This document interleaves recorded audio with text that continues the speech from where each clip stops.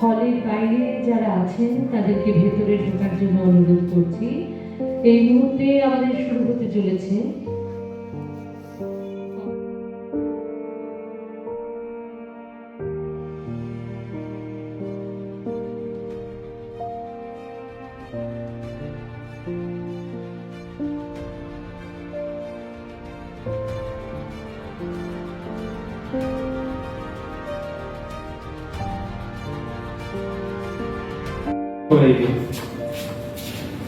মঞ্চে উপবিষ্ট গুণীজনেরা এবং মঞ্চের সামনে আসনে বসা গুণীজনদের আমার প্রণাম এবং ছোটদের আমার ভালোবাসা।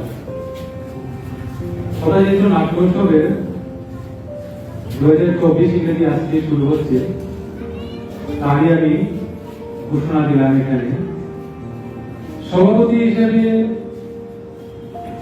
ওর পাশে যতটুকু আছে তার চেয়ে বেশি আছি ওর ভালোবাসায়। অনির্বাণ বহুদিন যাবৎ ওর সঙ্গে আমার একটা আত্মার সম্পর্ক। নাট্য উৎসব 2024 এখানে উপস্থিত রয়েছেন শ্রী সুব্রত চক্রবর্তী, আজকের প্রধান অতিথি। উপস্থিত রয়েছেন আজকের উদ্বোধক শ্রী সম চক্রবর্তী মহোদয়। উপস্থিত রয়েছেন কথাচিত্রের সভাপতি পুস্তক ভট্টাচার্য। কথাচিত্র 2009 সালে আমাদের যাত্রাপথ শুরু হয়। আমরা মূলত শুরু করেছিলাম নাট্য কর্মশালা দিয়ে, এই দিয়ে আমাদের যাত্রা শুরু হয়। তারপর আমরা শিশু নাটক কর্মশালা 2010-এ এনএসডি ধর্মনগরে প্রথম নাট্য কর্মশালার আয়োজন করেন। সেইখান থেকে আমরা নাটক নিয়ে দিল্লিতে সিরাজ সেন্টারে আমরা অভিনয়ে যাই। আমাদের কাছে প্রাপ্তির বিষয় হল যে বাচ্চারা সেখানে অভিনয় করেছিল তারা এখন নাটকের সঙ্গে যুক্ত, এবং এখানে একজন ছাত্রী ঋতুরেখা নাথ এখন দিল্লি এনএসডিতে পড়াশোনা করে, সেটা আইইউএসএ পড়াশোনা করেছিল, সেটা আমাদের গর্ব। তো মূলত নাটক করতে করতে একটা সময় মনে হয়েছিল যে আমরা যদি নাটকটাকে না শিখে না জেনে আমরা কাজ করি তাহলে হয়তো আমরা এগোতে পারবো না। সেই ভাবনা থেকে নাট্য কর্মশালা শুরু করেছিলাম। তারপর পরবর্তী সময়ে নাটকের কর্মশালা আইইউএসএ করে প্রথম করেছিলেন রাজ্যের নাট্য ব্যক্তিত্ব মধুসূদন দেববর্মা। প্রথম কথাচিত্রের নাট্য কর্মশালার আয়োজনে অংশ নিয়েছিলেন, প্রশিক্ষক হিসেবে এসেছিলেন। এখানে উপস্থিত যারা দল তাদেরকে আমাদের সহযোগিতার হাত বাড়িয়ে দিয়েছেন, সেই সমস্ত দলের প্রতি আমাদের অকৃত্রিম শ্রদ্ধা ভালোবাসা রইল। আশা করি আপনারা সবাই আসবেন, প্রতিদিন নাটক দেখবেন। দর্শক ছাড়া তো নাটক কোনো কাজে আসে না। দর্শক মহল যদি সবাই উপস্থিত থাকে তাহলে আমাদের নাটক করার সার্থক।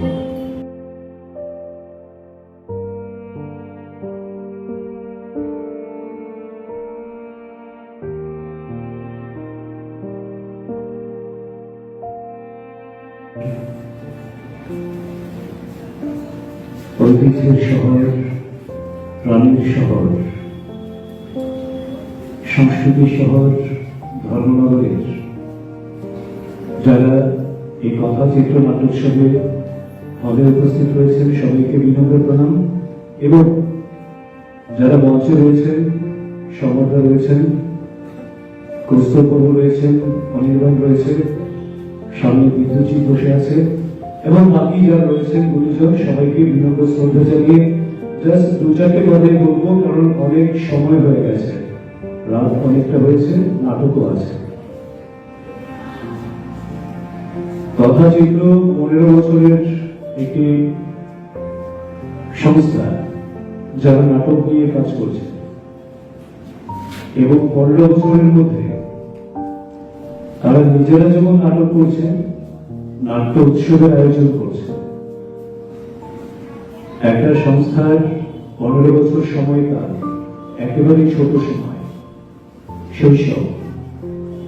তাই শৈশবেই যারা নাট্য উৎসবের আয়োজন করতে পারে, তারা যখন কৈশোর কিংবা যৌবনে পৌঁছাবে, তাহলে দুরন্ত গতিতে তারা চলবে, সাফল্যের চরম শিখরে পৌঁছাবে, সেটা আমাদের ভাবতে কোনো অসুবিধা হয় না।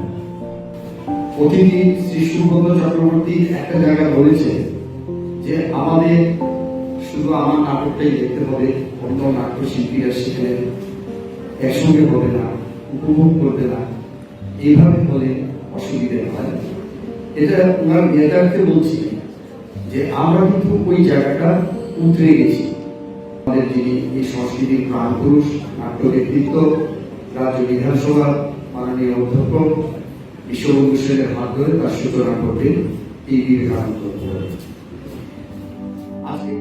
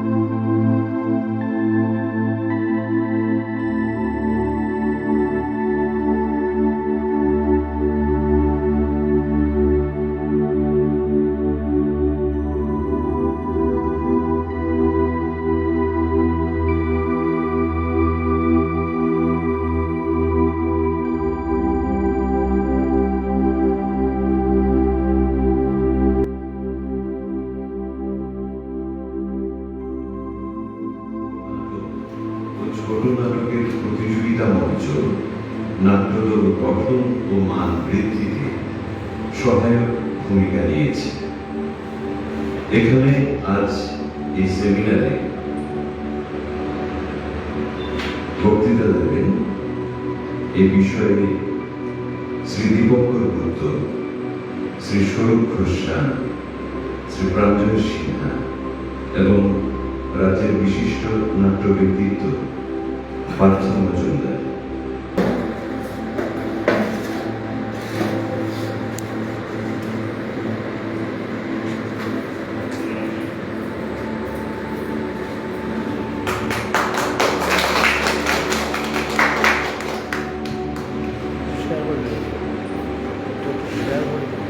এবারে প্রথমে আপনাদের সামনে এই বিষয় অর্থাৎ ৮০-র দশক থেকে ০০ দশকের একাত্ম নাটক ও ছোট নাটকের প্রতিযোগিতা মঞ্চ নাট্যদল গঠন ও মান বৃদ্ধিতে মঞ্চে প্রথমে বক্তব্য উপস্থাপন করবেন শ্রী দীপঙ্কর গুপ্ত।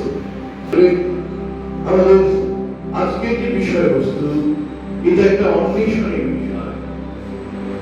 যে সময়টাকে ধরে এই বিষয়বস্তুটাকে প্রাধান্য দেওয়া হচ্ছে, আপনারা যে গুজরি আছেন, আপনারা সবাই নাটক এবং এই অঞ্চলের নাটক নিয়ে অনেক বেশি অভিজ্ঞতা লব্ধ।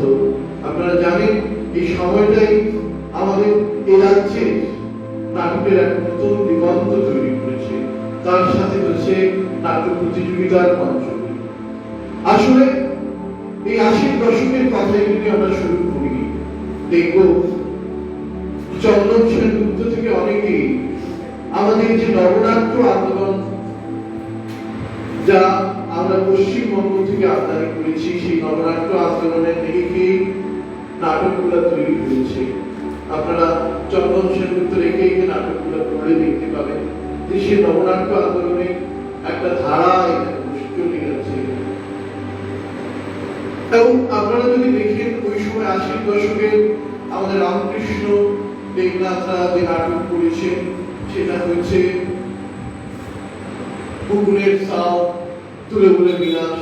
দেখবেন সেখানে একটা নবনাট্য আন্দোলনের ধারা বসে গেছে। একজন মহাজন আছে, একজন শোষক আছে, শোষিত আছে, এইভাবেই নাটকগুলো হয়েছে। আমরা খুব অবাক হলাম যখন 80 দশক থেকে কিছু কিছু পরবর্তী সময় আমি শুরু করে দিচ্ছি বিষয়টা, পরবর্তী সময় এইভাবে আলোচনা করতে আসবে। আমরা দেখেছি শিলচরে, আমি কিছু এক স্তরে যেগুলো আমার মনে আছে আমি বলে যাচ্ছি, কিছু কিছু নাট্য প্রতিযোগিতার নাম।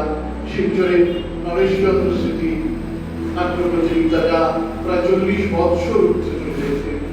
শেখস্মৃতি নাট্য প্রতিযোগিতা অনেক পুরনো, বা মানস নাট্যিক নামে ওদের একটা প্রতিযোগিতা ছিল আগরতলা, আমার সবটা জানা নেই, আমি তো অনেক পেছনের দিকে। বদরপুরের ঝিনুকের একটা নাট্য প্রতিযোগিতা ছিল, অনেক বছর চলেছে। পরবর্তীকালে কমলপুরের মাখন স্মৃতি, এছাড়াও করিমগঞ্জে বহুরূপী, পাথারকান্দির চতুরঙ্গের বিভিন্ন নাট্য প্রতিযোগিতা, ধর্মনগরের বীর স্মৃতি একটা 80 দশকে।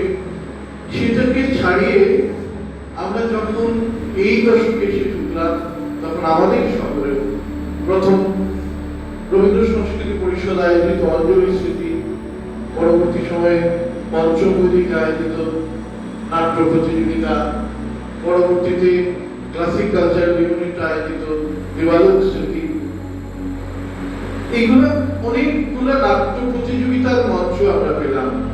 এবং আমরা দেখেছি ওই সময় 90 দশকে বা 70 দশকে একটা নাটক প্রোডাকশন করলে প্রতিযোগিতার মঞ্চগুলোতে আমরা অভিনয় করতে করতে 11-12 খানা মঞ্চায়ন হয়ে যেত, আমরা সুযোগ পেতাম। আর এই নাটকগুলোকে, এই মঞ্চগুলো দেখতে দেখতে আমরা কি হলো, আমরা যে নবনাট্য আন্দোলন থেকে কিভাবে বেরিয়ে আসলাম এই মঞ্চগুলোর জন্য। হঠাৎ করে আমরা একদিন দেখলাম আইজো আইন দেয়, আমাদের বিষয়, এখানে আলাদা করে শোষককে চেনা যায় না, এই শোষিতকে চেনা যায় না। দেখা যায় আমরা কিভাবে বুঝছি। হঠাৎ দেখলাম চিত্রমানের কবির নিয়েছিলেন শেওলা, আপনারা যারা আছেন আমাকে মনে করেন শেওলা কি দেখেছি আমরা ওই এলসি হিলের পাহাড়ে, ট্রেনটা আটকে গেছে, কি এক দুর্বিষহ যন্ত্রণা। আমরা তো আর্মের দিকে মুক্তি পাইনি, সেদিন তো 12 ঘন্টা 17 ঘন্টা দাঁড়িয়ে ট্রেনটা ধর্মনগরে এসে আগরতলা গেছে। আমরা একটা আলাদা ভূখণ্ডে বাস করছি, তার কথাটা জোরে চিৎকার করে নাটকে বলার শুরু করেছে। আমরা দেখেছি এমন একটা নাটক, আমরা হয়তো বনফুলের অনেক গল্প অনেকে দেখেছেন, কিন্তু হঠাৎ একদিন দেখলাম চতুরং পাথারকান্দির শেখর দাস একটা নাটক নিয়ে আসলেন, দুই গালে জ্বর, দুই পাশাপাশি প্রতিবেশী। হ্যাঁ, একটা খুব সাধারণ ঘটনাকে নিয়ে শেষ পর্যন্ত বললেন যে আমরা দ্বন্দ্বে নই, এর জন্য দুগালে চট দিয়ে একটা বার্তা দিয়ে গেলেন। আমরা চোখটা খুলছি, অনেক বেশি চোখটা খুলছি। আমরা দেখলাম পরবর্তী সময় আরো কিছু নাট্যদল কৈলাসপুরের নিয়ে ওরা নতুন করে প্রতিযোগিতার মঞ্চ তৈরি করলো, শেখানোর প্রতিযোগিতা হলো, বিভিন্ন প্রতিযোগিতা আমরা নিজেরা নাটক করতে শুরু করলাম। আমি নিজেও কিছু কিছু নিজেদের ভিত যে চরক নিয়ে পরশু দিনও একটা নাটক করিমগঞ্জের ওরা ঘুরে গেল, কিন্তু চরক এর আগে কি দেখলাম আমরা, হঠাৎ করে শিলচরের কিছু কিছু লোক ওরা এসে শহীদ দিবসের মতো নাটক করলেন। শহীদদের যন্ত্রণা প্রকাশিত হলো মঞ্চে। এর আগে মনে হয় না কেউ এই নবনাট্য আন্দোলনকে ছাড়িয়ে, তখনও কিন্তু সাথে সাথে শিলচর বলুন, আগরতলা বলুন, অনেকেই মঞ্চে এসে নাটক করছেন। আমরা দেখছি কলকাতার ছাপার কিছু কাগজ বিভিন্ন নাট্যকারের নাটক হচ্ছে, পাশাপাশি শুরু হয়ে গেল আমাদের রাজ্যের নাটক, যা একদম নিজস্ব, যা নবনাট্য আন্দোলন, গণনাট্য, নবনাট্য সবকিছুকে ছাড়িয়ে আমাদের নিজস্ব একটা উপস্থাপনা আমরা দেখতে শুরু করলাম। আপনারা দেখেছেন প্রাঞ্জয়ের মতো চন্দনসরের বোর্ডও চলে, একটু একটু অন্যরকম। নবনাট্য আন্দোলন থেকে বেরিয়ে মনে হয়েছে আমাদের বিষয়, আমাদের না পাওয়া অনেক এভাবে দেখতে দেখতে আমরা নিজেরা নাটক লিখতে শুরু করলাম। আমি নিজেও গীত করলাম, ঈশান কুমারের বাতাস করলাম, যা আমাদের এই অঞ্চলের কৃষ্টি সংস্কৃতিকে নিয়ে আমরা কিছু একটা বলার চেষ্টা করলাম। সেখান থেকে এই নাটকের মঞ্চগুলো আমাদেরকে পথ দেখা, যার জন্য ৮০ দশক এবং ০ দশক পর্যন্ত যে নাটকের মঞ্চগুলো ছিল, তার জন্য অনেক অনেক নতুন দল তৈরি হলো, অনেক নতুন নাট্যকারকে আমরা পেলাম। ছোট ভাই এই যে আমাদের প্রাঞ্জয়ের মতো নাটক, তার প্রিয় বন্ধু দেখতে দেখতে আমরা অন্য জগতে আমরা ভাবলাম যে না, নাটকের জায়গাটা আরো একটু অন্যরকম। আমার শহরের যে ছাড়ুদার মহিলাটার মধ্যে প্রেম, ভালোবাসা, তাকে নিয়ে নাটক করতে শুরু করলাম আমরা। এখানেই এই যে ক্যাপশন, এই ক্যাপশনের জয়কার হলো, জয়কার হলো। এইভাবে যে আমরা নতুন নতুন প্রেজেন্টেশন, নতুন নতুন নাটকের নাটক এ রাজ্যে তৈরি করতে লাগলাম। নতুন আর এই প্রতিযোগিতার মঞ্চগুলিতে আমরা এমন কিছু লোককে পেয়ে গেলাম যারা আমাদের নাটকগুলোকে বিশ্লেষণ করলেন, আমাদেরকে ভাবতে শেখালেন, নতুন ভাবে পথ দেখালেন। আমরা অনেক বিচারক হিসেবে পেয়েছি দীপ্তরঞ্জন চন্দ্র, বীরেন ঘোষ, কুমার শঙ্কর পাল, ইরা গাঙ্গুলি, রবীন্দ্র ভট্টাচার্য, রতীশ ভট্টাচার্য, অনিত রায়, অনেক অনেক সত্য ভাদুরী, এদের মতো সব বিচারকরা ওই মঞ্চে দাঁড়িয়ে আমাদের প্রেজেন্টেশনকে ওরা বিশ্বতোষ চৌধুরী, আরো অনেক আমাদের প্রেজেন্টেশনকে ওরা বিশ্লেষণ করছিলেন। আমরা বুঝতে পারছিলাম আমরা কোন ওদের চোখ দিয়ে আমরা আবার নিজেদের নাটককে, নিজেদের উপস্থাপনাকে, নিজেদের অভিনয় শৈলীকে আমরা নতুন ভাবে আবার সাজানোর সুযোগ পেয়েছি। এর জন্য ক্যাপশন আজকে কথাচিত্র যে ক্যাপশনে আমাদেরকে এখানে সেমিনার হচ্ছে, তার যৌক্তিকতা এটাই যে একটা নতুন পথ আসলে অনেক আরো দল তৈরি হয়েছে। হয়তো প্রতিযোগিতার মঞ্চগুলো এখন আর নেই, কিন্তু এই প্রতিযোগিতার মঞ্চগুলোও একটা বিশেষ ভূমিকা একসময় নিয়েছে।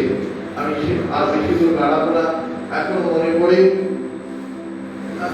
নাটক দেখতে গিয়ে যখন আমরা উদাহরণের কাঠের তরোয়াল নাটকখানা দেখেছি, কি এক সমস্যা। চা বাগানের পাশে হাতির যে উদ্ভট কাণ্ড,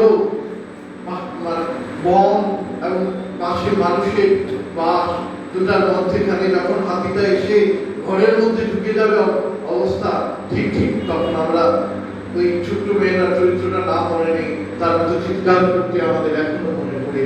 এই মঞ্চগুলাই আমাদের নবনাট্য আন্দোলন থেকে বেরিয়ে এসে এক নতুন ধারা দিয়েছে, আমরা নতুন ভাবে নাটক করার ভাবনা পেয়েছি। সবাইকে আমি অনেক অল্প কথায় শেষ করার চেষ্টা করলাম। দাদা রয়েছে, উনি আরো বিস্তৃত আলোচনা করবেন, উনি মূল আলোচনা করবেন। আমি একটু ধারা তৈরি করে দিলাম। সবাইকে আরো একবার ধন্যবাদ।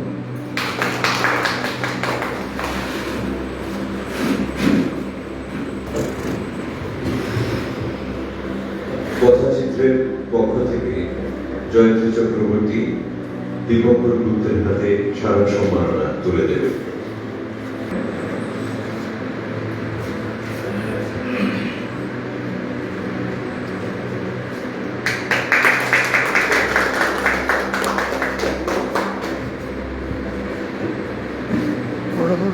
এবারে এই বিষয়ে বক্তব্য রাখার জন্য শ্রী স্বরূপ ঘোষ সাহেবকে পাশাপাশি এর জন্য অন্যান্য কথা চিন্তা করতে যে নাট্য উৎসবের সাথে সাথে এত সুন্দর একটা সেমিনারের আয়োজন করা, কারণ আমরা হয়তো একটা সময় প্রথমে তো আর সেমিনারে আমরা কখনো যোগ দিইনি, আমরা প্রথমে আমরা নাটক থেকে শুরু করি, পরবর্তী সময় নাটক করতে করতে নাটক জানতে জানতে আমরা এটাও উপলব্ধি করতে পেরেছি যে নাটকের সাথে সাথে নিয়মিত নাট্য চর্চার সাথে সাথে আমাদের সেমিনারের অত্যন্ত গুরুত্ব রয়েছে। আমরা এতদিন দেখতাম যে ধর্মনগরের বিভিন্ন নাট্য উৎসব, কিন্তু আমরা এখন এটাও লক্ষ্য করি যে দলগুলো নাট্য উৎসবের সাথে সাথে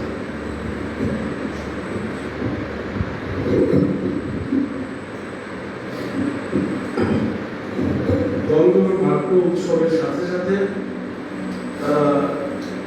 সেমিনারেও উদ্যোগ দেয়, যেটা আমরা দেখেছিলাম গত বছর আগ্নেয়কালচার ইউনিট যখন তাদের একটা নাট্য উৎসব করল, সেই নাট্য উৎসবের মতো তারা কিন্তু সেমিনারের আয়োজন করেছিল, এবং এবার দেখলাম যেটা কথা চিত্রে এই নাট্য উৎসবে সেমিনারের আয়োজন করা হচ্ছে। তার জন্য কথা চিত্র মনির্বাণ চক্রবর্তীকে অনেক অনেক ধন্যবাদ। দেখুন, আজ দীপঙ্করদা একটু আগে ৮০ থেকে ০ দশকের মধ্যে ধর্মনগরের বিভিন্ন নাট্য চর্চার দিকগুলি তুলে ধরেছেন, কিন্তু এটাও তো সত্যি যে ৮০ দশক থেকে ০ দশক এই ২০ বছরের মধ্যে তো হয়তো ধর্মনগরের নাট্য চর্চাটা শুরু হয়েছে আগে থেকে, অনেক আগে থেকে ধরুন ৪০-এর দশক থেকে আমাদের ধর্মনগরে কিন্তু নিয়মিত নাট্য চর্চা শুরু হয়েছে। হয়তো তখন দলের সংখ্যা কম ছিল, স্বাভাবিকভাবে দলের সংখ্যা যদি কম থাকে সে সময় নাট্য শিল্পীদের সংখ্যা, নাট্য কর্মীদের সংখ্যা কম ছিল, কিন্তু আমরা কিন্তু সেই সময়টাকে ভুলে চলবে না। কেন প্রায় ৪০-এর দশক থেকেই কিন্তু আমরা ৮০ দশকে এসে পৌঁছেছি, এবং তারপর থেকে হয়তো ৮০ দশকে নাটকের জোয়ার এসেছিল, কিন্তু সেই জোয়ারটাকে কিন্তু বিন্দু করে একটা সিন্ধুতে পরিণত করেছিল সেই ৪০ দশকের যারা আমাদের পূর্বপুরুষ যারা রয়েছে নাটকের সাথে জড়িয়েছিলেন, এই ধর্মনগরের অনেক নাটক যারা নাটকের সাথে জড়িয়েছিলেন, তাদের কারণেই কিন্তু আমরা ৮০ থেকে ৯০ দশকে হয়তো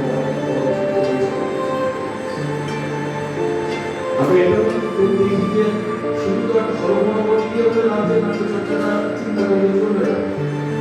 এটাও ঠিক আমাদের রাজ্য আছে ১২০ বছরের বেশি আগে থেকে নাট্য চর্চা শুরু হয়েছে, সেই রাজন্য আমলের রাজ পরিবারের মধ্যে থেকেই নাট্য চর্চা শুরু হয়। পরবর্তী সময় হয়তো সেই নাট্য চর্চা আমলের এগিয়ে গিয়ে আজকে কিন্তু সেদিকে কিছু কিছু দেখুন হয়তো অনেকগুলো আলোচনা ইতিহাস করা যায়, কিছু জায়গা থেকে কিছু তথ্য সংগ্রহ করে এনেছি, যে তথ্য হয়তো বা আপনাদেরও জানা যারা বলছেন হয়তো একটু আলোচনা আছে, তাহলে হাত ধরে আরো আগে এসেছে। তারপর কিছু যারা কোনো বিভাগ বলেছিল যে কিছু নোট নিয়ে আসা, কিছু জায়গা থেকে কিছু নোট সংগ্রহ করা, সেই নোটগুলো আমাদের সামনে ছোট হবে, খুব সংক্ষিপ্ত হবে, চেষ্টা করছি আমরা সময় করি সময় কাজে আমাকে ফিরে থাকতে সেই জন্য। কিন্তু ত্রিপুরা নাট্যের যে নাট্যচর্চা ইউনিভার্সিটিটা ইতিমধ্যে ত্রিপুরা নাট্যচর্চা শুরু হয় রাজবাড়ির অবদান ছিল সেই সময় শুধু রাজ পরিবারের সদস্যরা তাদের প্রথমদিন কিছু সংখ্যক মানুষকে এই নাট্যচর্চায়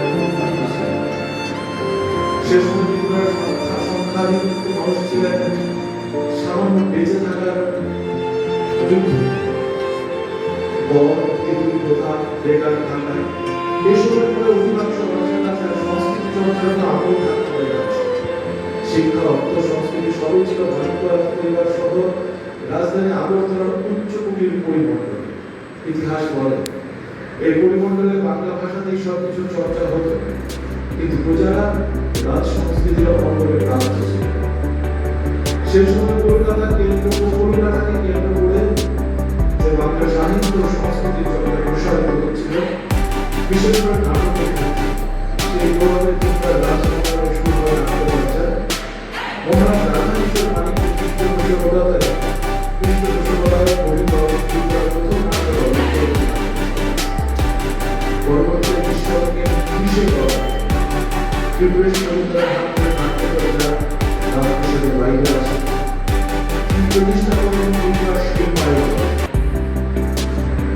সে সময় থেকে এ যাবৎ কাল পর্যন্ত প্রায় 100 বছর পেরিয়ে ধারাবাহিক নাট্যচর্চায় এ রাজ্যে নাট্যভাব ও নাট্যকারের চরম দিয়েছে। যদি একটা সময় কলকাতার নাট্যকারদের পাঠ্যবিধির পরিবর্তন নাট্যচর্চা সেই ধারা কিছু কাল পরে ভেঙে গেল। 70-এর দশকের শুরুতে অজিত মজুমদার এই নাট্যচর্চায় একটা জোয়ার আনে।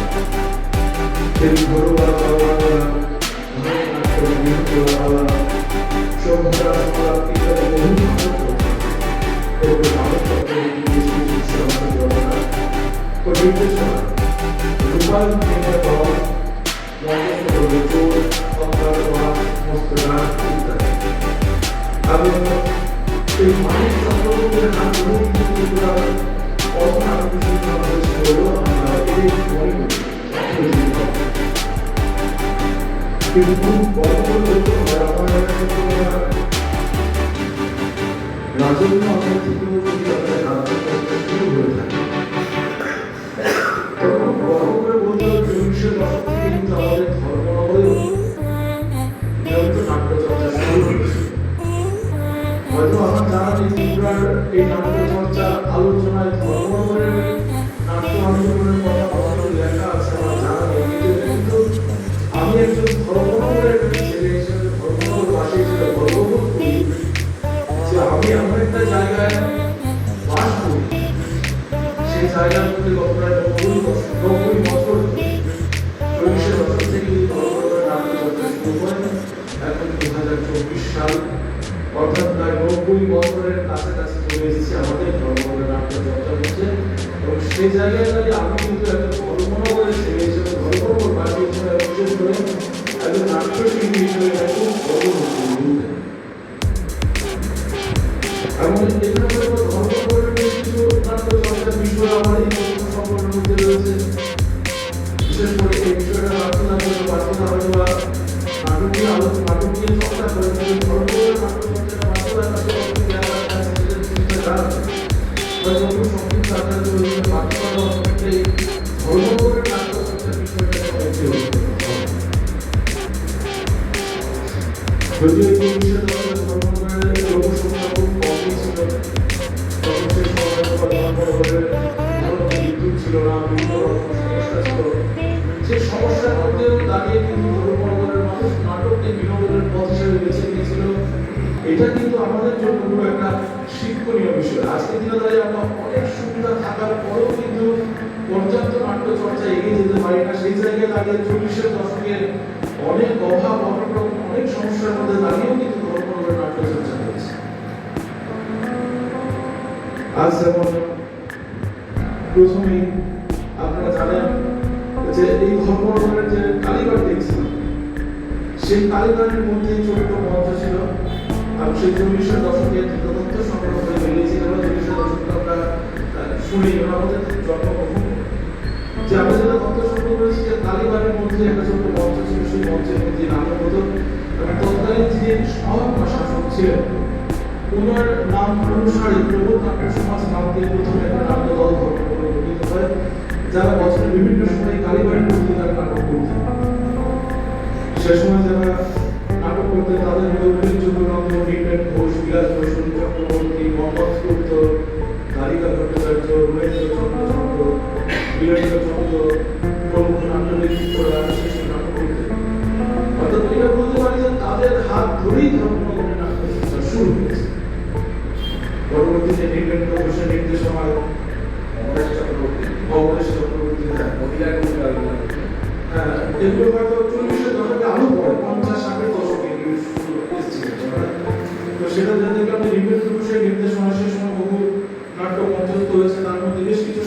নাটক ছিল যেমন গৈরিক পতাকা, বঙ্গে বৈরী, চন্দ্রগুপ্ত, সিরাজউদ্দৌলা, পথের শেষে, কেদার রায়, চাঁদ রায় ইত্যাদি সেগুলো 40-এর দশকের নাটক। পরবর্তীতে দেখা যায় যেটা 1952 থেকে 53 সালে চিত্তরঞ্জন পাল মজুমদার যুগে ধর্মনগরের নাটক শুরু হয়। তিনি পেশায় ঠিকই লাগছিলেন এবং নাট্য অভিনয়ের ক্ষেত্রে গোটা ধর্মনগরের চমৎকৃত ছিল এই চিত্তরঞ্জন মজুমদার। পরবর্তী সময়ে তিনি সত্যরঞ্জন পাল মজুমদার, সুকুমার ভদ্র, প্রবীণ ভট্টাচার্য প্রমুখ নাট্যকর্মীদের দিয়ে বেশ নাটকগুলি প্রযোজনা করেন, নির্দেশনা দেন এবং সেভাবে করে ওনার নাট্যচর্চা অনেকটা এগিয়ে যায়। পরবর্তীতে আবার কিষাণ যারা নাট্যচর্চায় এগিয়ে এলেন তাদের মধ্যে রয়েছেন ডক্টর পিবি রায়, রয়েছেন স্বপন চক্রবর্তী, রয়েছেন ডক্টর রায়, তখন আবার সম্ভবত 1955 সালে উনি নতুন করে রবীন্দ্রনাথ সমাজের পরে উনি আবার নতুন করে নাট্য দল গঠন করে ধর্মনগরে। ওনার যে নাট্য দল ছিল সেই নাট্য দলের মধ্যে তখন আবার এসে নতুন নাট্যকর্মী এসে যুক্ত হন। তাদের মধ্যে রয়েছেন অজয় চক্রবর্তী, উনি আবার রামবাবু নামে বিখ্যাত ছিলেন, সত্যেন্দ্র চক্রবর্তী, হরিনারায়ণ ভৌমিক, শিশু শিল্পী বিদুষ ভৌমিক, চক্রবর্তী এবং তারপরে পিবি রায়ের নতুন নাট্যদল গঠিত হয়। এক নাট্যদল ছিল সে প্রমুখ নাট্য সমাজ, পিবি রায়ের নতুন দল, সব মিলে ধর্মনগর টাউন কালীবাড়ির সাথে বিদ্যালয় ইনস্টিটিউট সমগ্র নাট্যচর্চা শুরু করে। এবং সবচেয়ে আনন্দের বিষয়, আমি যখন তথ্যগুলো ঘাটছিলাম, ঘাটতে আমি যেটা লক্ষ্য করলাম এবং চিন্তা করলাম, আজকের দিনে দাঁড়িয়েও কিন্তু আমরা যেটা দেখতে পাই যে ধর্মনগরের যখন কোনো দুর্গা পূজা বলুন, কালী পূজা বলুন, সেই দুর্গা পূজা কিন্তু কালী পূজার মধ্যে আমরা দেখতে পাই ধর্মনগরের বিভিন্ন যে পুজো উদ্যোক্তারা রয়েছে, সেই পুজো উদ্যোক্তারা তারা একদম ষষ্ঠী থেকে শুরু করে দশমী পর্যন্ত প্রতিনিয়ত প্রোগ্রাম করে। এবং এই যে অনুষ্ঠান করার প্রবণতাটা কিন্তু শুরু হয়েছিল নাটক দিয়ে 1954 সালেই এটা শুরু হয়।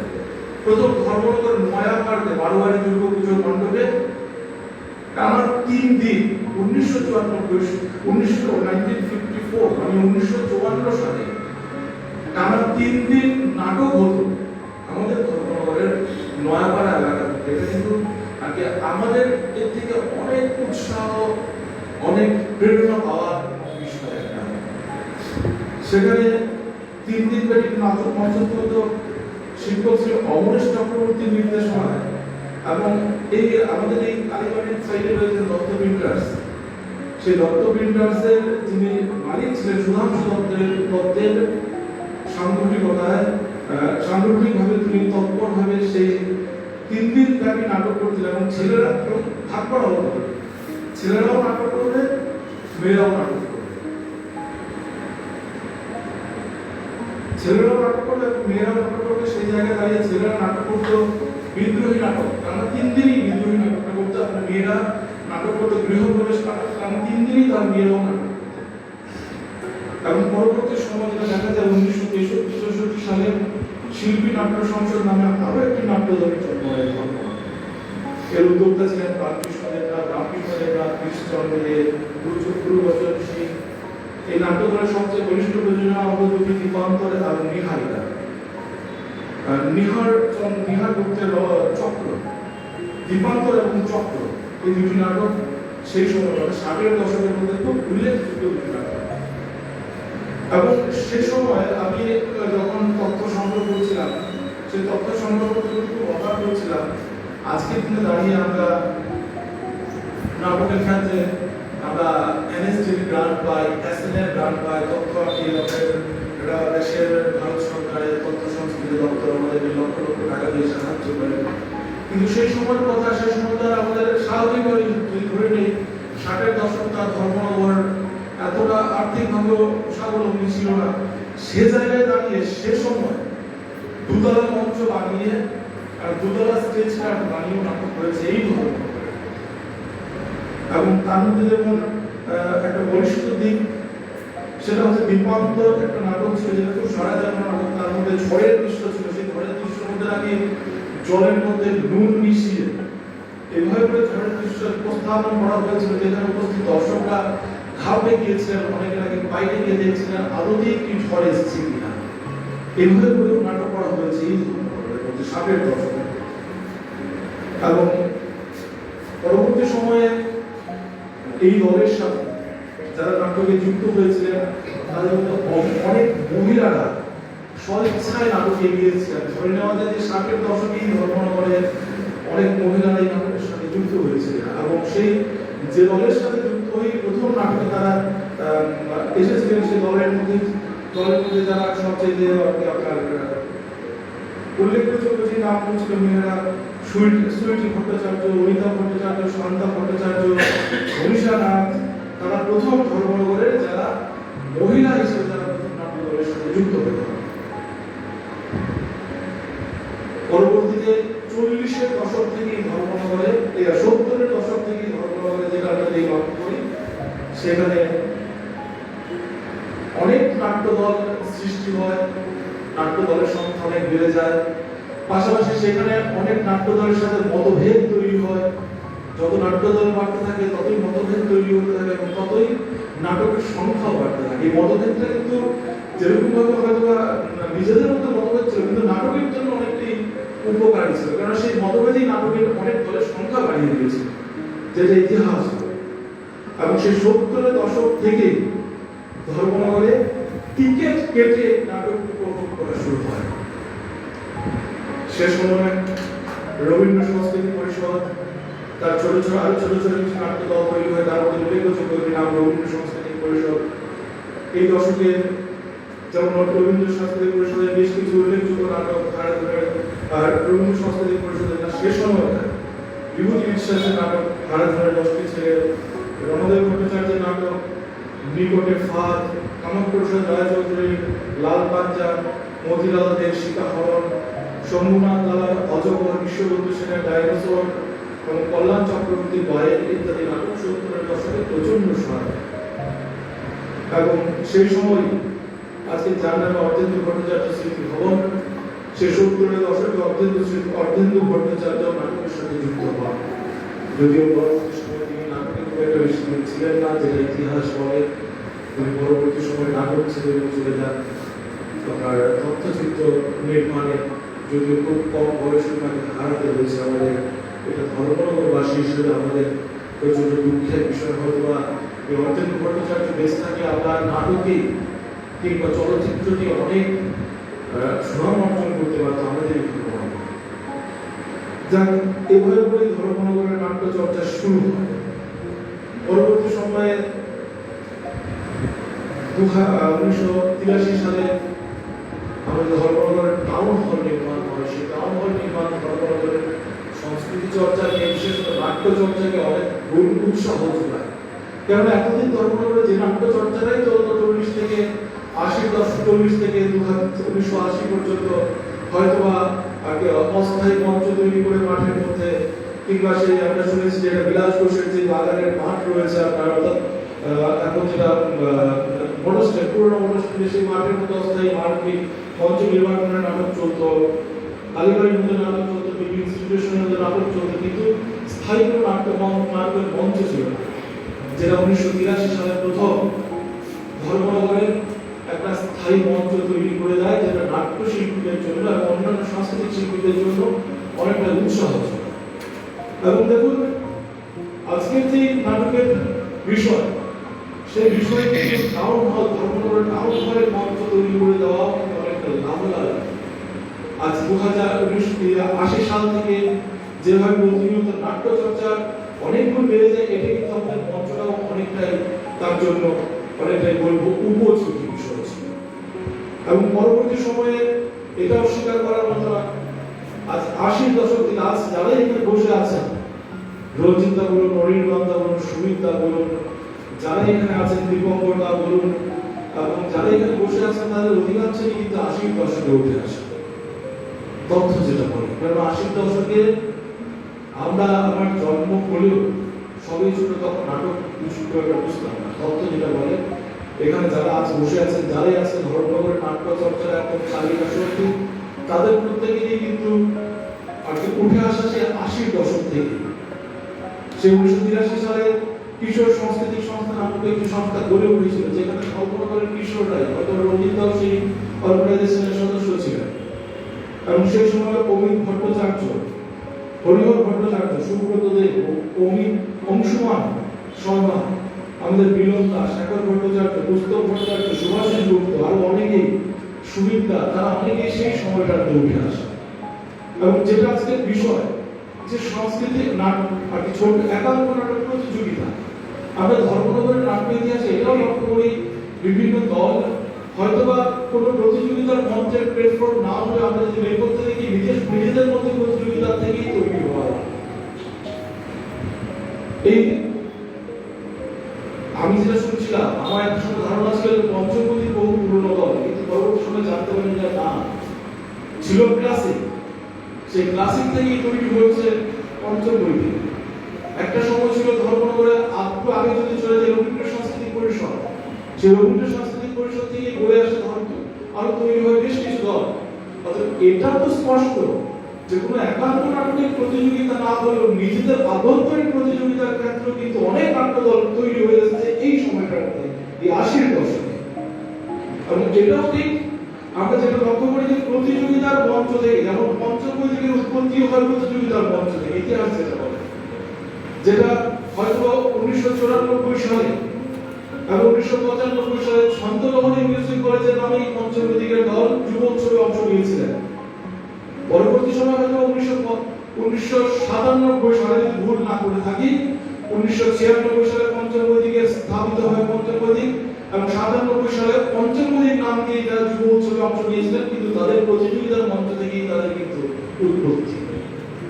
এটাও জানি যে ক্লাসিক, এই ক্লাসিকও কিন্তু হয়তো বা ক্লাসিক সম্বন্ধে আমার খুব একটা অভিজ্ঞতা নাই, নিশ্চয়ই যেটা সুবিধা বলবেন সুবিধাকে দুঃখিত দীপঙ্করদা হয়তো আমরা আলোচনায় ক্লাসিক সম্বন্ধে কিছু বলবেন, আমরা শুনে সমৃদ্ধ হব। পঞ্চমী সম্বন্ধে আমরা একটু ঘেটে ঘাটে জানা, এই কারণে কারণ আমিও একটা সময় পঞ্চমী সদস্য ছিলাম। আমার ধর্মনগরের টাউন হলে প্রথম মঞ্চায়ন নাটক পঞ্চমী নাটক এবং অন্তরালের নাটক সুবিধার লেখা নাটক ছিল, সুবিধা আছে। এবং আমরা এটাও লক্ষ্য করতে পারি যে আজকে আগাই কালচারাল ইউনিট এই আপনার প্রাঞ্জলা যদি ভুল না করে থাকি, আগাইও সেই যুব উৎসবে নাটকের আর প্রতিযোগিতায় অংশ নিয়েই আগায় চলে। অথচ আজকের যে বিষয়বস্তু অত্যন্ত তাৎপর্যপূর্ণ বিষয়বস্তু, কারণ ধর্মনগরে আজকের দিনে যারাই দাপিয়ে নাটকে অভিনয় করছেন তার 80% দল এই সময়টার মধ্যে উঠে আসে। পুরোনো দিনে আলোচনা করলাম এর জন্য কেন পুরোনোদের ছেড়ে দেওয়া, আমরা নতুনরা না। এবং আমরা এটাও যেটা লক্ষ্য করি যে সেই সময় 80 থেকে 90 দশকে কিন্তু পঞ্চমী দিকের ফেস্টিভ্যাল, সেই পঞ্চমী দিকের টানা তারা যখন ভুল না করে থাকে 1997 সালে যখন তাদের প্রথম ফেস্টিভ্যাল শুরু হয়, টানা 9 দিনের ফেস্টিভ্যাল, 9 দিনের প্রতিযোগিতা, প্রতিদিন প্রায় 3টে দল নাটক করত। অর্থাৎ 97-তে ধর্মনগরে নাটকের প্রতিযোগিতা হয়, সেই নাটকের প্রতিযোগিতায় 3টি করে প্রতিদিন নাটক করে 3-27টা দল আগরতলা, খোয়াই, কমলপুর, শিলচর, লামডিং থেকে নাটকের দল এসে পঞ্চমী দিকের প্রতিযোগিতায় অংশ নিয়েছে। অর্থাৎ ধর্মনগরের এই সময় নাট্যচর্চাটা আমাদের নাট্য যারা আমরা নতুন নাটক করে তাদের জন্য উৎসাহ উদ্দীপনা জাগানোর মতো একটা ইতিহাস এই সময়। আমার সবচেয়ে ভালো লাগে খুব একটা কথা বলবো না, খুব সংক্ষিপ্ত কথার মধ্যে শেষ করবো, অন্যান্য বক্তারা রয়েছে। দেখুন আজ আমি ছোট করছি না, কিন্তু অভিজ্ঞতা নিয়ে বলছি, হয়তোবা ওই সময়ের যে সুবিধা, রঞ্জিতদা, অনিলদা, দীপঙ্করদা, তাদের নাট্য উৎসাহে ধর্মনগর তাদের নাট্য নিয়মিত চর্চার মাধ্যমে ধর্মনগর একটা নাটকের একটা পরিবেশ তৈরি হয়েছিল। যদি এমন পরিবেশ তার একটা পরিবেশ তৈরি হওয়ার ফলে বহু নতুন নতুন নাট্য দল এগিয়ে এসেছিল, নতুন নাট্য দলের জন্ম নিয়েছিল, তার একটা উদাহরণ আগাই। হয়তো এই মঞ্চে দাঁড়িয়ে কথাগুলো বলা ঠিক না, তারপরে বলছি আগাই এমন এক যখন নাটক করতো না, এটাও গল্প শোনা, এটাও একটা ইতিহাস। দেখুন ইতিহাসের মধ্যে খারাপ দিক থাকে, ভালো দিক থাকে। যদি মানুষের ভুল বলে থাকে নিশ্চয়ই তোমার আলোচনা শোনা শুনছে। কিছু বকাটে ছেলে যারা টাউনের সামনে দাঁড়িয়ে আড্ডা দিত, যারা টাউনের পিছনে আউটডোরের সামনে দাঁড়িয়ে প্রতিদিন তাস খেলতো, পুলিশের সাথে পুলিশ তাদের তাড়া করতো, এটা প্রতিদিনের রুটিন ছিল।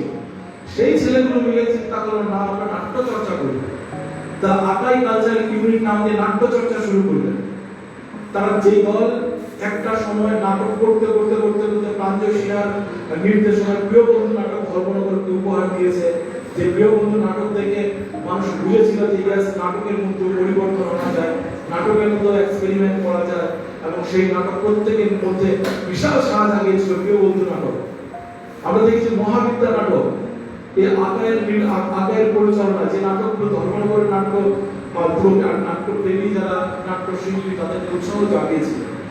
এই প্রাঞ্জল সিনহার কথা বলবো না, এই যে ছেলেগুলো একটা সময় টাউন হলের সামনে বসে আড্ডা দিত, তাস খেলতো, তাদের মধ্যে থেকে উঠে আসা প্রাঞ্জল সিনহা নির্দেশনার দায়িত্ব নিয়ে প্রভুদা, যে নাকি একজন চা বিক্রেতা, তার জীবনে চা বিক্রি ছাড়া কোনো জীবনের কিছু উদ্দেশ্যই ছিল না, তাকে দিয়ে মঞ্চে অভিনয় করানো, সেটা কিন্তু একমাত্র আমি বলবো সে 80 দশক থেকে যারা এই অভিজিৎ, সমিতা, অনির্বাণ, দীপঙ্কর তারা নাটক করেছিলেন, তাদের উৎসাহী বখাটে ছেলেরাও দল করতে পারে, এবং আজকে দিনে দাঁড়িয়ে যারা দল করছে, ভালো ভালো কাজ করছে, সমাজের জন্য কাজ করছে, সেই সময় নাটকের জোয়ার হচ্ছিল তারই একটা অঙ্গ বলবো। আজকে আমার খুব সংক্ষেপে শেষ করছি, আমার নাটকের মধ্যে আসাও সেই সময়টা রয়েছে। আমার মনে আছে, খুব সংক্ষেপে বলছি, 1997 সালে বর্ডার ফিল্ম রিলিজ হয়েছে। সেই বর্ডার ফিল্মের মধ্যে রিলিজ হয়েছিল, এবং আমরা আমাদের পাড়ার একটা ক্লাব ছিল, সেই ক্লাবের মধ্যে ক্লাবে অ্যানুয়াল ফাংশন আমরা প্ল্যান করলাম, আমরা এবার নাটক করব। তো আমাদের সাথে আমার বাড়ি রেল স্টেশন, রেল কলোনিতে আমার ক্লাব, আমাদের দেখবেন এমনিতে রেল কলোনিতে যারা থাকে তাদের সাথে শহরের খুব একটা যোগাযোগ থাকে না, রেল কলোনিতে আমরা আলাদা আলাদাই থাকতাম। সেই সময় নাটকের সাথে আমাদের খুব একটা যোগাযোগ, তারপরে আমরা চিন্তা করেছি আমাদের ক্লাবে আমাদের সমবয়সী বন্ধু বান্ধবরা মিলে নাটক করবো। 1997 সাল তখন ধর্মনগরে খুব বেশি অডিও ক্যাসেট রেকর্ডিং এর সিস্টেম ছিল। আমরা 10 থেকে 15 মিনিটের বর্ডারের ফিল্মে এখন লাস্ট যে যুদ্ধটা হতো ইন্ডিয়া পাকিস্তানের, সেটা আমরা রেকর্ডিং করেছিলাম, এবং আমাদের এটাই ছিল যে রেকর্ডিংটা টেপে বাজানো হবে সাউন্ড বক্সে, আর আমাদের যারা আছে আমরা জাস্ট লিপসিং করবো, আমরা জাস্ট অ্যাকশন দেখাবো, এভাবে করে নাটক হবে।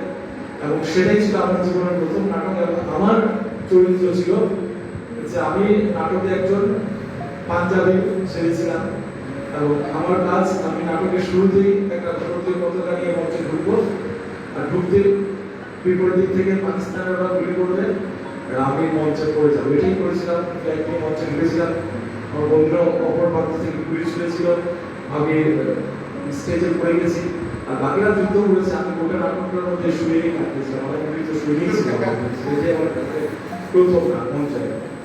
এবং আরো একটা ইন্টারেস্টিং বিষয়, আমরা তখন অ্যাকচুয়ালি স্পিড ড্রাম, মানে নাটকের যে তালি লাগাতে গেলে স্পিড ড্রাম লাগাতে হয়, সেই বিষয়টা আমরা জানতাম।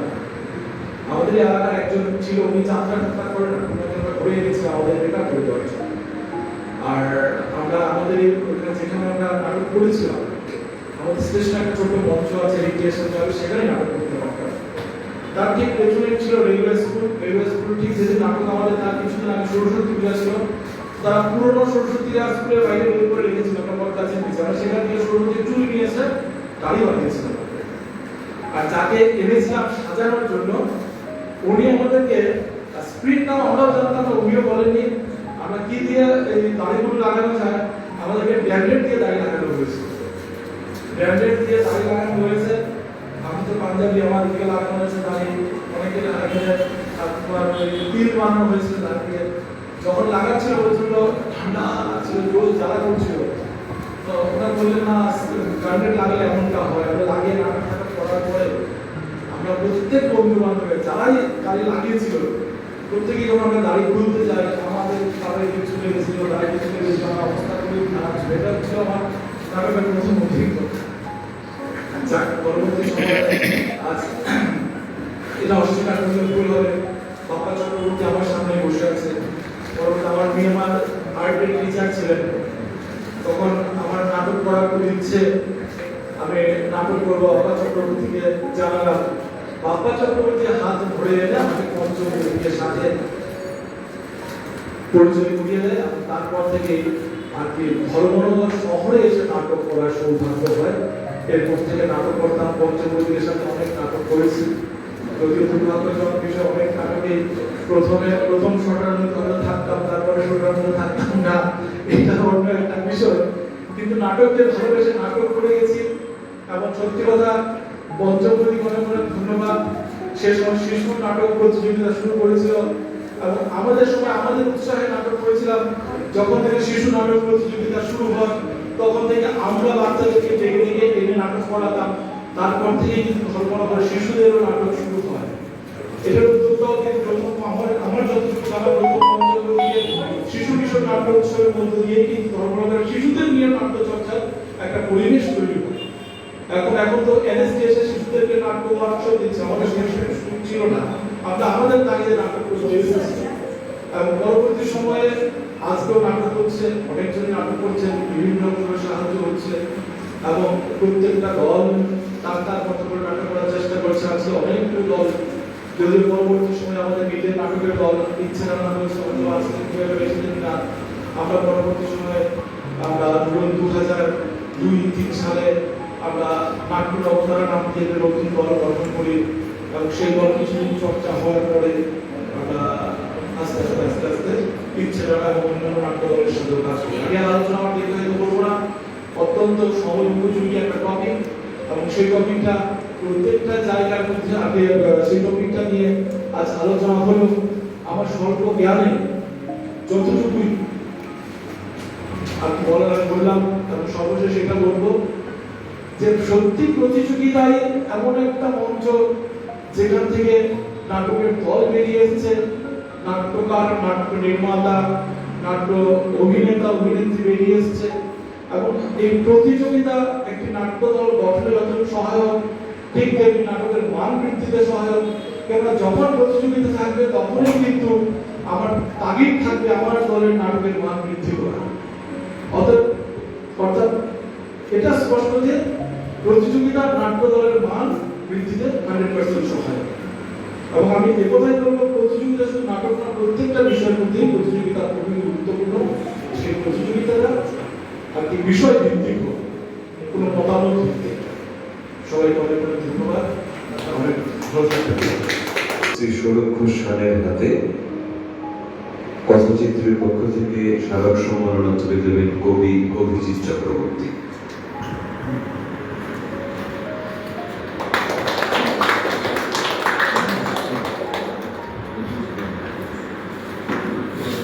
একটা কথা বলতে হবে, আমার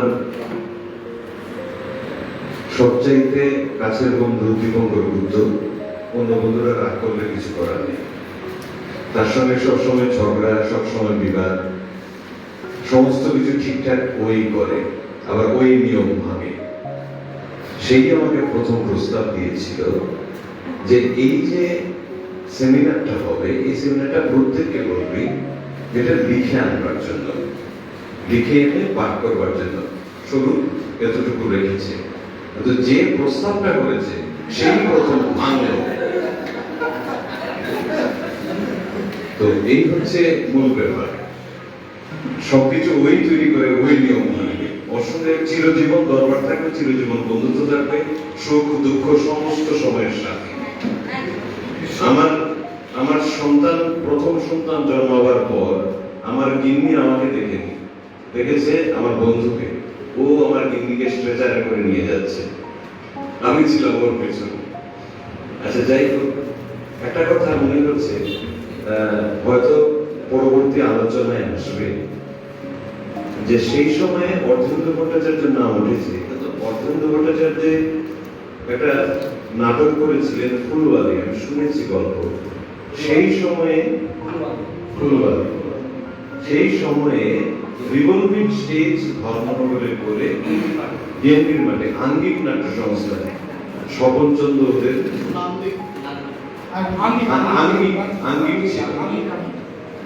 আঙ্গিক নাট্য সংস্থায় নাটক করেছিল। আর আরো একটা বিষয়, তখনকার সময়ে আমরা যখন ক্লাসিক্যাল, আমি তো মূলত ক্লাসিক্যালি, তো ক্লাসিক্যাল ইউনিটের যখন আমরা কাজ করেছিলাম, যখন আমরা একটা এক্সপেরিমেন্টাল থিয়েটার যখন করতে শুরু করেছিলাম, সেটা 90-এর দশকেই ক্লাসিকের উৎপত্তি। তো সেই সময়ে হঠাৎ করে দীপঙ্কর গুপ্ত বললো যে না, আমরা একটা অন্য ধরনের নাটক করবো। কি করবো? যে বাদল সরকারের মিছিল করবো। সেই সময়ে মিছিল করবার সময় মিলনদা আমাদেরকে সহযোগিতা করলেন। আরো একটা বিষয়, পঞ্চম বৈদিকের সুমিতাও আমাদের সঙ্গে অভিনয় করলেন। এবং সেই সময়ে মিছিল নাটক করার পর আমরা করেছিলাম দাহন নাটক করেছিলাম ক্লাসিক থেকে। পরবর্তী সময়ে যখন আমরা যুব উৎসবে অংশগ্রহণ করি, সেই সময় ক্লাসিকের 12 জন মেম্বার, স্ম্যাক্সের সুমিতনাথ চৌধুরী, আমরা সবাইয়ের মিলন দেব, কিশোর নাট্য সংস্থার রঞ্জিতপুর ব্যস্ত, তারপর স্ম্যাক্স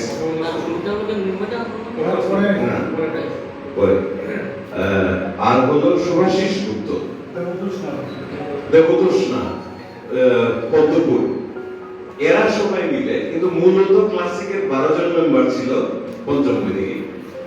তখন কি পঞ্চম বৈদিকটা তৈরি হলো। ঠিক আছে, পরবর্তী করতে আমাদের প্রাঞ্জল সিনহা।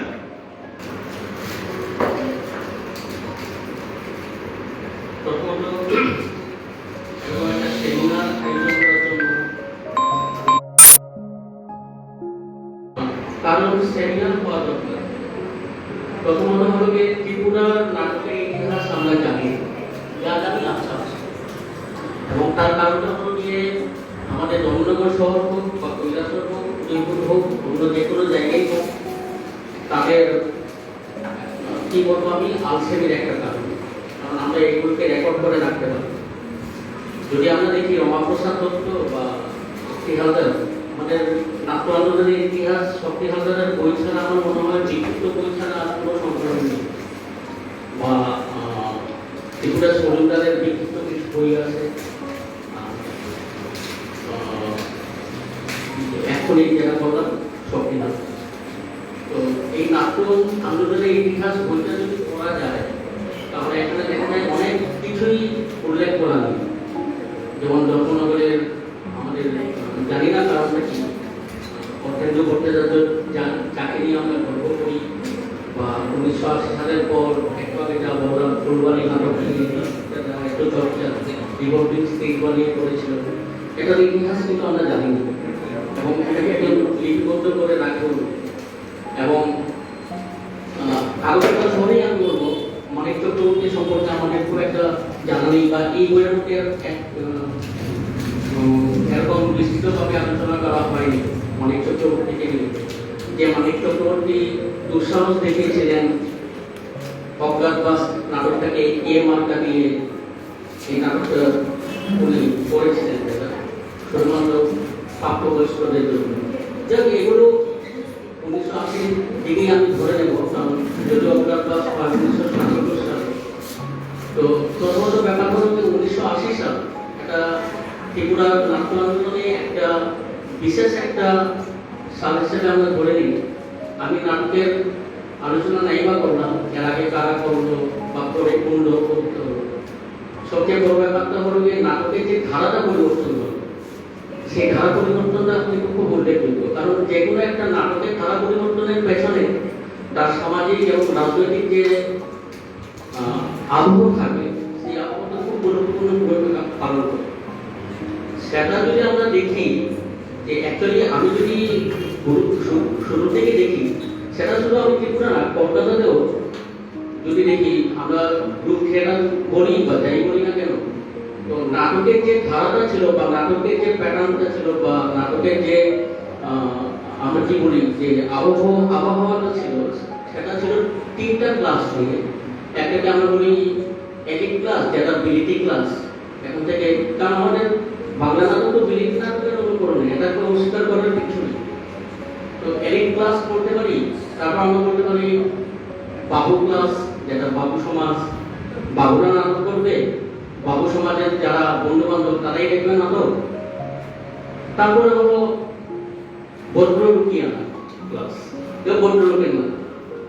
তো সেটা কিন্তু ত্রিপুরাতেও ছিল, ত্রিপুরাও সেই অপবাদ থেকে বাদ যাবে না।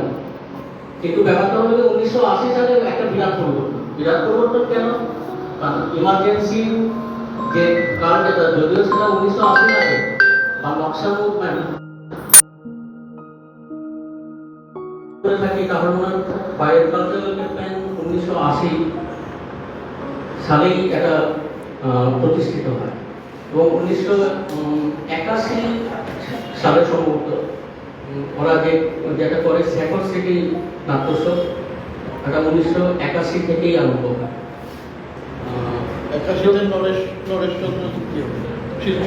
হ্যাঁ, শেখর সিটি হ্যাঁ, না আমি ত্রিপুরার কথা বলছি, পরাগবেলি পরে মণিপুরটাও বলবো। তো এখানে কি হলো, আমরা পেলাম কি একজন বরিষ্ঠ নাট্যকার হিসেবে পেলাম আমরা চন্দন সেনগুপ্তকে পেলাম। সম্ভবত উনি তখন লিখেছিলেন সারা পাইরার জন্য, যেটা আমরা বলতে পারি All Quiet on the Western Front, এটা মারিয়ার একটা নোবেলের অনুকরণ যেটা। তারপর নাট্য সংসদ গঠিত হলো অপরিটের ডায়েরি, ধীরেন্দ্র সিনহা অপরিটের ডায়েরি, বা আমরা বলতে পারি রাজেন্দ্র ঢাকের গল্প। এগুলো তো অটোস্ক্রিপ্ট, সারা যেমন না। তো মুদ্রা ব্যাপারটা হলো 1980 সালে এই যে চেঞ্জ, যেটা সামাজিক পরিবর্তন, যে নাটকটা তখন কি হলো, নাটকটা তখন স্প্রেড হয়ে গেল। এখানে এলিট কালচার, বাবু কালচার, ভদ্রলোকী কালচার, এই কালচার থেকে নাটকের অনেকটা স্প্রেড হলো। এই স্প্রেড হওয়ার কারণে নাটকের মধ্যে অংশগ্রহণটা বেড়ে গেল, অনেকগুলি দল গঠিত হলো, তো অংশগ্রহণটা বেড়ে গেল। যেটা শুধু আমি ত্রিপুরাতেই করবো না, সেটা অন্য জায়গাতে হয়েছিল, মণিপুরেও হয়েছিল সে জায়গাটা। কারণ মণিপুরে যেমন এইচ কানাইলাল উনি যখন এনএসডিতে গিয়েছিলেন সম্ভবত 1956, ওনাকে কিন্তু এনএসডি থেকে বিতাড়িত করা হয়। তার কারণটা হলো গিয়ে উনি হিন্দি ভাষা থেকে একটা ভালো করতে পারতেন, তো ওনাকে এনএসডি থেকে বহিষ্কার করা হয়। 1959-এ গিয়ে উনি ওনার কলাক্ষেত্র যেটা প্রতিষ্ঠা করেন মণিপুরে গিয়ে। কিন্তু নাটক এস্টাবলিশ করতে করতে ওনার কিন্তু 1980 পরে চলে যায়, কারণ এর আগে উনি করেছিলেন পেপার নাটক করেছিলেন, অনেকগুলি নাটক করেছিলেন। কিন্তু পরে যখন উনি করলেন দ্রৌপদী নাটক, ডাকঘর করলেন উনি, বা উনি লজ্জা করলেন দশমা আসতেন। সবচেয়ে মজার ব্যাপার হলো গিয়ে কানাইলাল যদিও তিনি মণিপুরি, কিন্তু ওনার প্রত্যেকটা নাটক কিন্তু বাংলা স্ক্রিপ্ট থেকে নেন, অথচ উনি বাংলা পড়তেই পারতেন। ডাকঘর নাটকটা বাংলা, বা লজ্জা দশমা আসতেনের নাটক, দ্রৌপদী নাটক, মহাশ্বেতা দেবী, সবগুলো বাংলা নাটকই উনি কিন্তু মণিপুরিতে ট্রান্সলেট করে করেছেন। তারপর রটনথিয়াম এলো মণিপুর। রটনথিয়াম সম্ভবত 1977 বরাস রেপার্টারি উনি প্রতিস্থাপন করলেন মণিপুরে। কিন্তু ওনার কর্মকাণ্ড আরম্ভ হলো 1980 পর, যখন উত্তর প্রিয়দর্শনী করলেন, বা কর্ণ অনুপঙ্গম, প্রায় তাকে আমরা অনুপঙ্গমই যখন করলেন, বা বর্তমানে তো ম্যাকবেথ ওনার একটা বিখ্যাত একটা নাটক। তো মেন ব্যাপারটা হলো 1980-তে যেটা হলো যে আমরা যে নিয়মিত ফ্রেম ছিল নাটকের, এই ফ্রেম থেকে কিন্তু আমরা বেরিয়ে এসেছি। তো ফ্রেম অনেক পরীক্ষা নিরীক্ষা চললো নাটক। পবিত্র সরকারের একটা বই আছে যে নাট্যরূপ ও নাট্যদর্শন, এইগুলোর মধ্যে লেখা আছে 1996 সাল 1996 সালে শুধু কলকাতা শহরে মানে 90টি পূর্ণাঙ্গ নাটক হয়েছে। 90টি পূর্ণাঙ্গ নাটক মানে একটা বিশাল ব্যাপার। তার মানে এই যে 1980 সাল, এই 1980 সালে কি হলো, নাটকের ধারা পরিবর্তন হলো। ফোক থিয়েটারের যে এন্ট্রি হলো, ফোক থিয়েটার যেটাকে আমরা স্ট্রিট ড্রামাই বলি, ফোক থিয়েটার। তো ফোক থিয়েটার আমাদের সবার জানা সবজাত হাসমি, উনি যেটা নাট্যমঞ্চ, যেটাকে আমরা জনম বলি, জন নাট্যমঞ্চ বা শর্টে যেটা বলি, তো উনি যেটা এটাকে জনমের পক্ষ থেকে উনি তো করলেন অনেক নাটক। হাল্লাগুলের কথা আমাদের সবার জানা আছে, 1989 সম্ভবত যখন ওনাকে হত্যা করা হয়। তো এই ফোক থিয়েটার কিন্তু 80-র পরে যেভাবে ব্যাপ্তি পেয়েছিল, সেই ফোক থিয়েটার 100 আমাদের মঞ্চ নাটককেও প্রভাবিত করেছিল। প্রভাবিত করার কারণটা হলো যে ফোক থিয়েটারের যে বিষয় যেটা, আমাদের আগের বিষয় ছিল গৌরগম্ভীর বিষয়, ভাষাগুলি ছিল কিন্তু খুব গৌরগম্ভীর। সাধারণ মানুষ নাটকের ভাষার সঙ্গে রিলেট করতে পারত না। এই ভাষাগুলিকে আমরা ব্যবহার করেছিলাম 1980 আগে, আমি বলছি।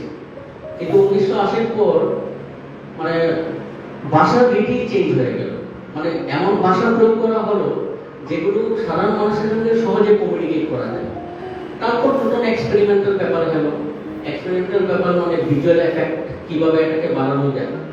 এখন বক্তব্যকে, যেটা আমরা বলি আমার যেটা বক্তব্য, যেটা তো এই বক্তব্যকে কিভাবে এটাকে ফিলোসফিতে কনভার্ট করা হয়, এই কনসেপ্টটা তো আমরা 1980 পরে পেয়েছি। আমার যে একটা বক্তব্য, নাটক মানে তো দর্শন, নাটক মানে একটা কম্প্যাক্ট আর্ট। তো নাটককে আমরা যদি দর্শন হিসেবে মনে করি, তো আমার যে বক্তব্য, আমার যে ডায়লগ, এই ডায়লগটা কিভাবে একটা ফিলোসফিক্যাল একটা ভার্সনে কনভার্ট, এটা 1980 পরে আমরা দেখেছি। 1980 পরে যতগুলো নাটক রচিত হলো, এই নাটকগুলোকে আমরা এইগুলি দেখি, বা মিডল ক্লাস যে সেন্টিমেন্ট। আগে 1980 আগে যে নাটকগুলি ছিল, একটা জিনিস লক্ষ্য করলে আমরা টের পাই, 1980 আগের নাটকগুলি ছিল হয়তো বা খুব উচ্চ শ্রেণীর জীবনধারাকে নিয়ে, বা একেবারে নিম্ন শ্রেণীর জীবনধারা, বা কিছু আন্দোলন মুভমেন্ট নিয়ে। কিন্তু 1980 পরে দেখা গেল যে আমাদের মিডল ক্লাস যে শ্রেণী, যেটা এই মিডল ক্লাস শ্রেণী তাদের বক্তব্যটা, এই মিডল ক্লাস শ্রেণী আমরা কি বলতে চাই, বা আমাদের ক্যারেক্টার, যে ক্যারেক্টারের যে চেঞ্জ যেটা হলো, যে আগে যেটা আমরা পেয়েছি সাধারণত হিস্টোরিক্যাল ড্রামা, এইগুলো ছিল আগে, বা এপিক টাইপের ড্রামা ছিল, বা মিথ ছিল। কিন্তু এই মিথ বা এপিককে কিভাবে মিডল ক্লাস একটা ক্যারেক্টারের সঙ্গে গড়ে মিলিয়ে ফেলা যায়, সেটা কিন্তু 1980 পরে এই মুভমেন্টটা স্টার্ট হলো। তো 1980 আমি শুধু প্রতিযোগিতা বলবো না, প্রতিযোগিতা ছাড়া যারা একাঙ্ক নাটক করলো, কোনো প্রতিযোগিতা ছাড়া নিজের উদ্যোগে যারা একাঙ্ক নাটক করেছিল, যারা আমরা তো দেখেছি ক্লাসিক তো করেছিল একাঙ্ক নাটক। 93 সম্ভবত আমি মিছিল নাটকটাই দেখেছিলাম। আমি তখন ক্লাস 8-এ বা 8-এই পড়ি, 7 বা 8-এ পড়ি। মিছিল নাটকটাই আমি দেখেছি, বাদল সরকারের তখন মিছিল নাটক। তা আমি বুঝিনি যদিও থার্ড ফর্মের নাটক। পরে যখন আমি বাদল সরকারের স্ক্রিপ্টটা যখন পড়েছি তখন বুঝেছি মিছিল নাটকটা। তো এই সময় কি হলো, এই সময় নাটকের ধারাটা টোটালি চেঞ্জ হয়ে গেল। তো মণিপুরেও সেম ব্যাপারটা, বরাকবিলতে যদি দেখি, দিবঙ্গতা একটু আগে বলে গেলেন, চিত্রবানু ভৌমিক যে শেওড়া নাটকের কথা বলে গেলেন, বা আয়োজন দেয়, যে এই যে ক্যারেক্টারগুলো, এই ক্যারেক্টারগুলো আমরা তো চিনি, এই ক্যারেক্টারকে আমরা দেখি, কোথায় কোথায় দেখি আমরা এই ক্যারেক্টারগুলো। কিন্তু এই ক্যারেক্টারকে নাটকে মঞ্চে যে এই ক্যারেক্টারকে আমরা ইয়ে করতে পারি, প্রেজেন্ট করতে পারি, এটা তো 80 আগে কিন্তু এই ধারণা খুব কমই ছিল। 80 আগে যদি আমরা বিশ্লেষণ করি নাটকগুলো, তাহলে এইরকম ক্যারেক্টার কিন্তু 80 আগে মঞ্চে কোনো সময় উঠে। তো আরেকটা ছিল লালমোহনের সংসার, সম্ভবত এটা চিত্রবানু ভৌমিক, লালমোহনের সংসার এটা চিত্রবানু ভৌমিক। তো আমরা তো নিজেই দেখেছি ক্লাসিক্যাল অপূর্ব একটা উপস্থাপনা ভিড় দেখলাম, যেটা গাজনের উপর করা হলো। কিষান কুমারের মান্দাস আমরা দেখেছি, শুধু বই আমরা দেখেছি, কন্ট্রোভার্সিটা আমরা দেখেছি। এই কয়েকদিন আগে একটু আমরা দেখলাম পরবাস, দেখলাম মনোজ মিত্রের, তারপর পরাকানন্দ আমরা দেখলাম কয়েকদিন আগে, সাইকেল আমরা দেখেছি, দায়বদ্ধ নাটক। তো এইগুলো কি সবগুলি নাটকই তো মিডল ক্লাস ক্যারেক্টার। কোনো নাটকের তো এরকম ছিল না যে মানে অতি কাল্পনিক ক্যারেক্টার, ইলিয়াদ ওডিসি বা রামায়ণ মহাভারতে যেরকম কাল্পনিক দেখা যায় এরকম, বা রাজা শাহজাহান এরকম ক্যারেক্টার তো না। এটা একটা অতি পরিচিত ক্যারেক্টার। এই ক্যারেক্টারগুলোকে আমার মনে হয় আমরা প্রতিদিন দেখি এই ক্যারেক্টারগুলোকে। তো এটাই হলো 1980 মেইন যে ব্যাপার, যেটা যে নাটকটা হঠাৎ করে এতগুলি নাট্যদল উঠে আসার কারণ হলো গিয়ে নাটকের ধারাটা পরিবর্তন হলো। নাট্যকাররা ভাবলো যে আমি লিখতে পারবো, আমি মিডল ক্লাস সেন্টিমেন্টকে, আমার ভাষার কোনো সীমাবদ্ধতা নেই। যেহেতু আমাদের ফোক থিয়েটার এটা দেখিয়ে দিয়ে গেছে যে আমাদের সীমাবদ্ধতা নেই, আমি সাধারণ মানুষের কথা বলতে পারি। নাটকের জন্য আমাকে এরকম কাল্পনিক অতি কাল্পনিক চরিত্র নিয়ে করতে হবে এরকম কোনো ব্যাপার আর রইল না। তো যে কারণেই আমি বলবো 80 বা এখন পর্যন্ত পরীক্ষা নিরীক্ষার মধ্যে নাটকগুলি চলছে, এবং আমরা নভেল থেকে যেটা ইন্সপায়ার্ড হয়ে আমরা একটা নাটক দিতে পারি, যেটা একটু আগে বললাম চন্দন সেনগুপ্ত যেটা দিয়েছিলেন গল্প অনুষ্ঠান ফোন থেকে উনি লিখেছিলেন সাদা পায়রার জন্য। তো মুভমেন্টের আমার মনে হয় মূলত কারণ এটাই। আর একাঙ্ক নাটক আর প্রতিযোগিতা তো 100 বার, কিন্তু তার সঙ্গে আমার মনে হয় যে সামাজিক এবং রাজনৈতিক যে প্রেক্ষাপটের পরিবর্তন হলো সেটা একটা মূল কারণ, এটা একটা থাকতে পারে। নাহলে না আমার নাটকের ভাষা কেন চেঞ্জ হবে, নাটকের আঙ্গিক কেন চেঞ্জ হবে। আর আমার আরেকটা ব্যাপারে রিকোয়েস্ট থাকবে, কারণ আমাদের ত্রিপুরার নাটকের ইতিহাস কিন্তু আমরা খুব কম জানি। তার কারণটা হলো কি আমাদের ধর্মনগরের নাটকের ইতিহাস আমরা কম জানি। তার কারণটা হলো কি আমরা কেউ লিখছি না, এটা কোনো আর্কাইভ নেই আমার। আমি যদি আর্কাইভ করতে যাই তাহলে আমরা একটাই পাই, শক্তি হালদারের নাট্য আন্দোলন। এই শক্তি হালদারের নাট্য আন্দোলন ছাড়া কিন্তু আমাদের কোনো আর্কাইভ নেই, ধর্মনগরের কোনো ইতিহাস নেই, কৈলাসরের কোনো ইতিহাস নেই। তো এর জন্য আমি আমার যারা সিনিয়র যারা তাদেরকে আমি রিকোয়েস্ট করবো ওরা যেন নিয়মিত এই তথ্যগুলো যেন লিপিবদ্ধ করে রাখে, তাহলে আমাদেরই লাভ হবে, আমাদের পরের জেনারেশন লাভ হবে। আমরা না হলে কিছুই করতে পারবো না, কারণ আমরা জানি না এই মাঝখানে 80-তে কি হয়ে গেল। 80 থেকে 90 আমাদের জানার কথা না, কারণ 80 থেকে 90-এর মধ্যে আমাদের বয়স তেমন ছিল না যে আমরা জানবো। এইগুলো জানবো আমি কোথা থেকে? আমাকে জানতে হবে, আমার এটার জন্য ডিগ্রি লাগবে, বা আমার একটা কি বলা যায় বই লাগবে এটার জন্য। এরকম কোনো বই নেই। তো এই কাজটা কিন্তু আমাদের সিনিয়রদের কাজ। আর বর্তমানে যেটা হচ্ছে এইগুলোর কাজ না হয় বা আমরা করবো, কিন্তু আমাদের এই 80 বা তপনদা আছেন এখানে, তপনদা 80 সালেই আমি যেটা পেয়েছি, আমি কোনো ম্যাগাজিনে পেয়েছি সাইকো 83-তে মনে হয় একটা রেজিস্ট্রেশন হয়েছিল। তো 83 সালে সাইকোর জন্য সেটা আমার জানার কথা না। যদি ওনারা এটাকে যদি বইয়ের আকারে প্রকাশ না করেন আমার জানার কথা না। তো এটাই আমার রিকোয়েস্ট থাকবে, বড়রা যেন এই ব্যাপারে এই তথ্যগুলো যেন সহজ। ধন্যবাদ প্রাঞ্জল সিনহা। প্রাঞ্জল সিনহার হাতে কথাচিত্রের কার্যকরী কমিটির সদস্য ঝিমরিল দত্ত স্মারক তুলে দেবে।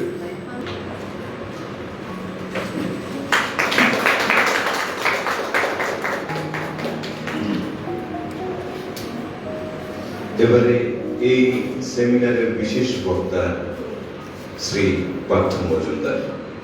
পার্থদা পুরোটাই পাঠ করলেন।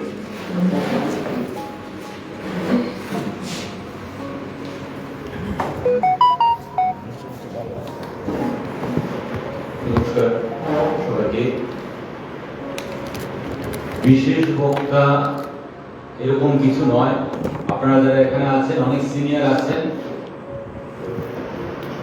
কিছু বলছি তার জন্য আমাকে এই জায়গাটা দেওয়ার জন্য অবশ্যই কথাচিত্রকে অসংখ্য ধন্যবাদ।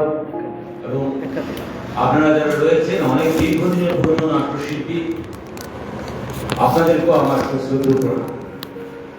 এতক্ষণ আমরা শুনেছি দীপঙ্করদার কথা, সৌরভ প্রাঞ্জলদার কথা শুনলাম, আমরা সমৃদ্ধ হলাম, অনেকগুলো আলোচনা উঠে এসছে।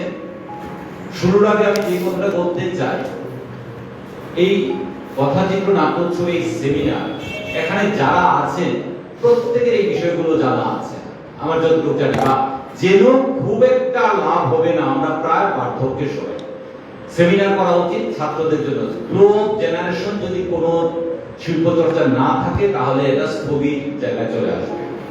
তাই বিদ্যালয় স্তরে বা বিশ্ববিদ্যালয় স্তরে বা মহাবিদ্যালয় স্তরে আলোচনা করা যায় কিনা সেই বিষয়টা আগামী দিনে আপনারা একটু সবাই যে যা করবেন সেটা ভাববেন। কারণ এই আলোচনাগুলো এত সুন্দর সুন্দর তথ্য, এত সুন্দর আলোচনা, এগুলো যদি তাদের কাছে যেত 10% যদি ওরা ধরে রাখতো তাহলে কাজে লাগতো। কিন্তু আপনারাই বলুন, আপনারা 10% ধরে রেখে কি রাখবো? আপনারাও জানেন যেগুলো কিন্তু এখন আমরা যেরকম সরকারি যে প্রোগ্রামগুলো হচ্ছে সেই জায়গাগুলোতে অডিয়েন্স টার্গেট অডিয়েন্স রাখা হয়, ডিবেটের জন্য এক ধরনের অডিয়েন্স ইউনিভার্সিটি কলেজকে আনা হয়, কুইজের জন্য বা সেমিনারের জন্য পার্টিকুলার বিষয়ের জন্য সেই অডিয়েন্সকে আনা হয় সরকারি প্রোগ্রামগুলোতে বিশেষভাবে, কারণ ওই যে ব্রড জেনারেশন রাখার জন্য সেই বিষয়টা রাখা।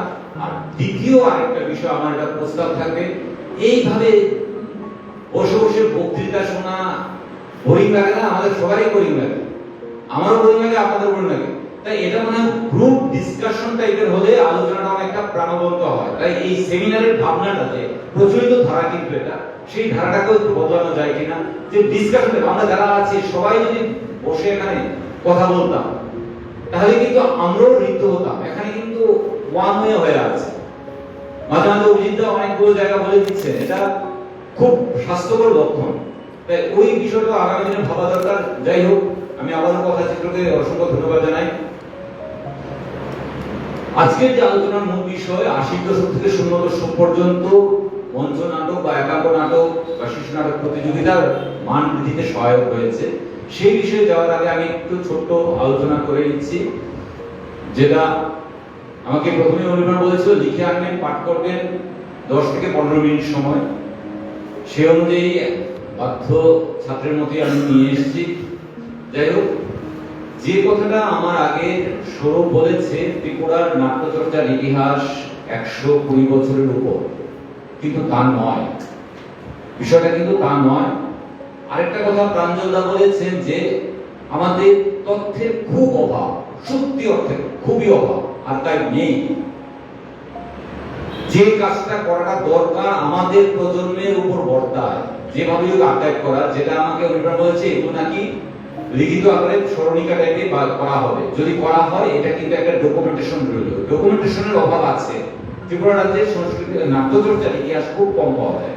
যাই হোক, আমরা যতটুকু জানি, প্রথম ত্রিপুরা রাজ্যে প্রথম নাটক হয়েছিল ১৬৮২ খ্রিস্টাব্দে, দ্বিতীয় রত্নমাণিক্যের আমলের উদয়পুর রাঙামাটিতে বাংলা নাটক।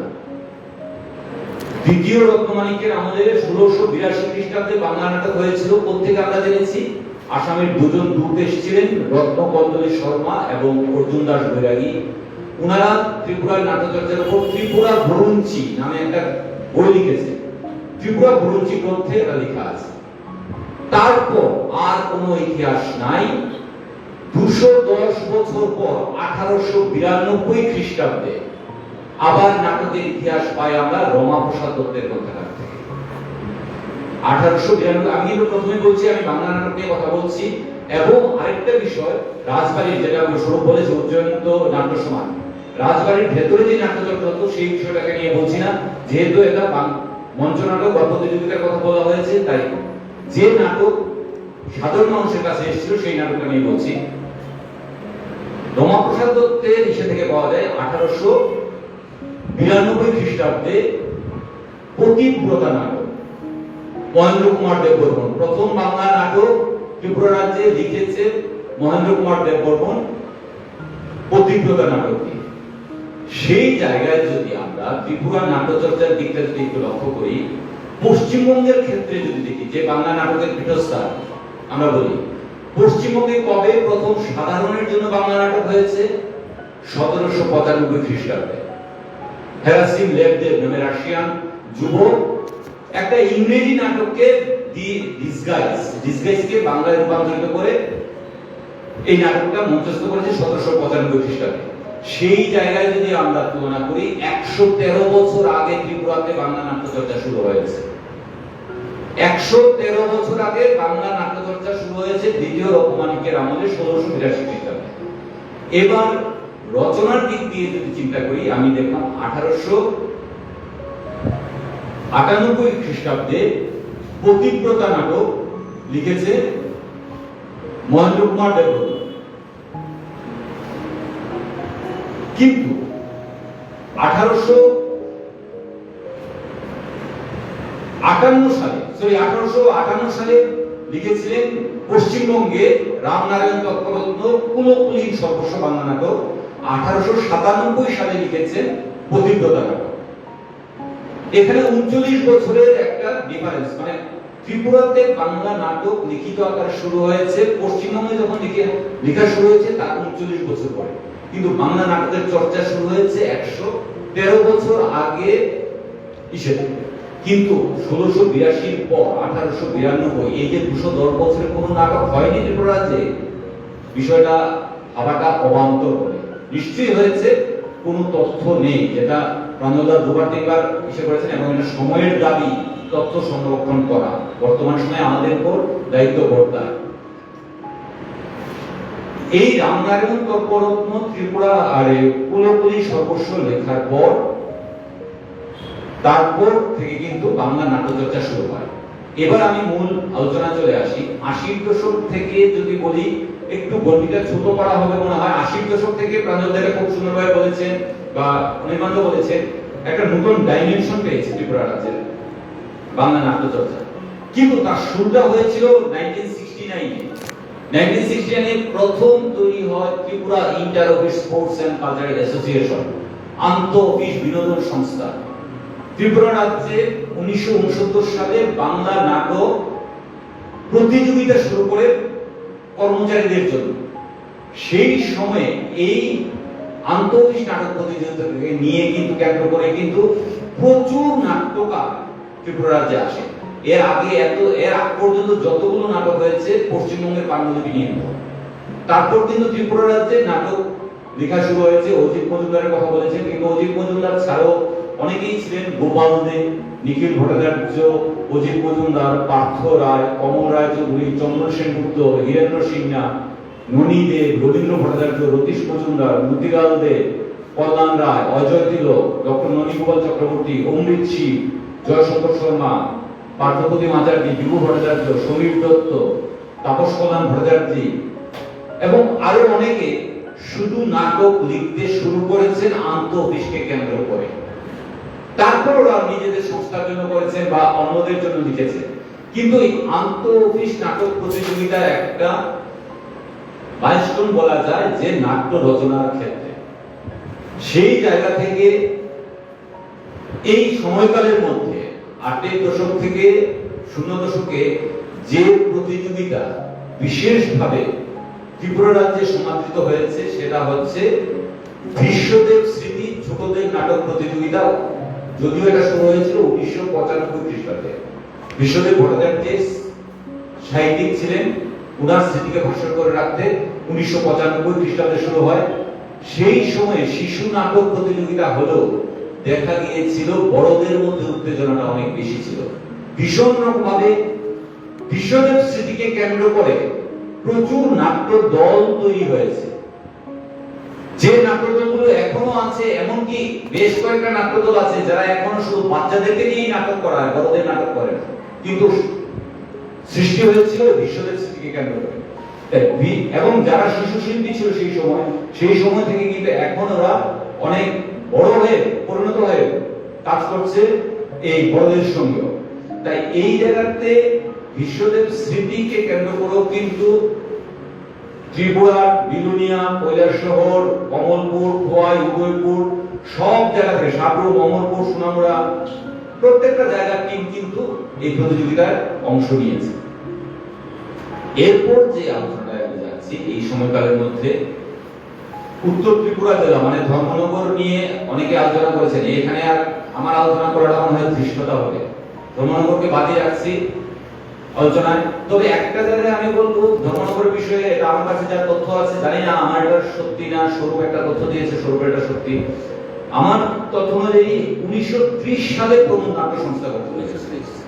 40-এর দশকে না, 30-এর দশকে প্রমুখ নাট্য সমাজ গঠিত হয়েছিল ধর্মনগরের হিসেবে। এবং ধর্মনগরের মনে হয় প্রথম নাট্য উৎসব হয়েছিল 1961-তে হিসেবে রবীন্দ্রনাথ ঠাকুরের শতবর্ষ উদযাপন উপলক্ষে শিশু নাট্য উৎসব দিয়ে মনে হয় কোন নাট্য উৎসব শুরু হয়েছিল ধর্মনগরে। আমার কাছে যে তথ্য আছে 1961-এ, এটা আপনারা সবাই ভালো বলতে পারবেন। এই সময়ে যদিও আর বিশেষভাবে উৎসব বা প্রতিযোগিতার উল্লেখ করা যায় না, কিন্তু তার বাইরেও বেশ কিছু দল আত্মপ্রকাশ করেছিল যারা নাট্যচর্চাকে এগিয়ে নিয়ে গেছে, যেখানে অনেকগুলি নামই আপনারা বলেছেন। তার মধ্যে কিছু কয়েকটা নাট্য দলের নাম আমার কাছে যা তথ্য আছে তাতে মনে হয় বাদ পড়েছে। দেখুন, আপনারা বলতে পারবেন যে আদি নাট্য সংস্থা, নিষ্কণ যাত্রা ইউনিট, হ্যাঁ, যাত্রাটাকে কিন্তু আমরা নাটক থেকে বাদ দিলে চলবে না। যেটা একটু আগে বিভঙ্গতা বলেছিলেন, ধপযাত্রা, রাস, এগুলো কিন্তু আমাদের নাটকের পার্ট। এটাকে আমরা আখ্যান, কবিগান এগুলোকে বাদ দিয়ে গেলে চলবে না। নিষ্কণ যাত্রা ইউনিট, কমন প্ল্যাটফর্ম, ঝঙ্কার সাংস্কৃতিক সংস্থা, ক্লাসিকের কথা এসম্যাক্স, সাইকো, এগুলো তো এসছে সব। এরপর যেটা নাট্য উৎসব ছোট আকারে হয়েছে, তারপর তো ধর্মনগরের যে বর্তমান সময়ের ইতিহাস 2000 সালের পর থেকে এটা আপনাদের সবাই জানা আছে।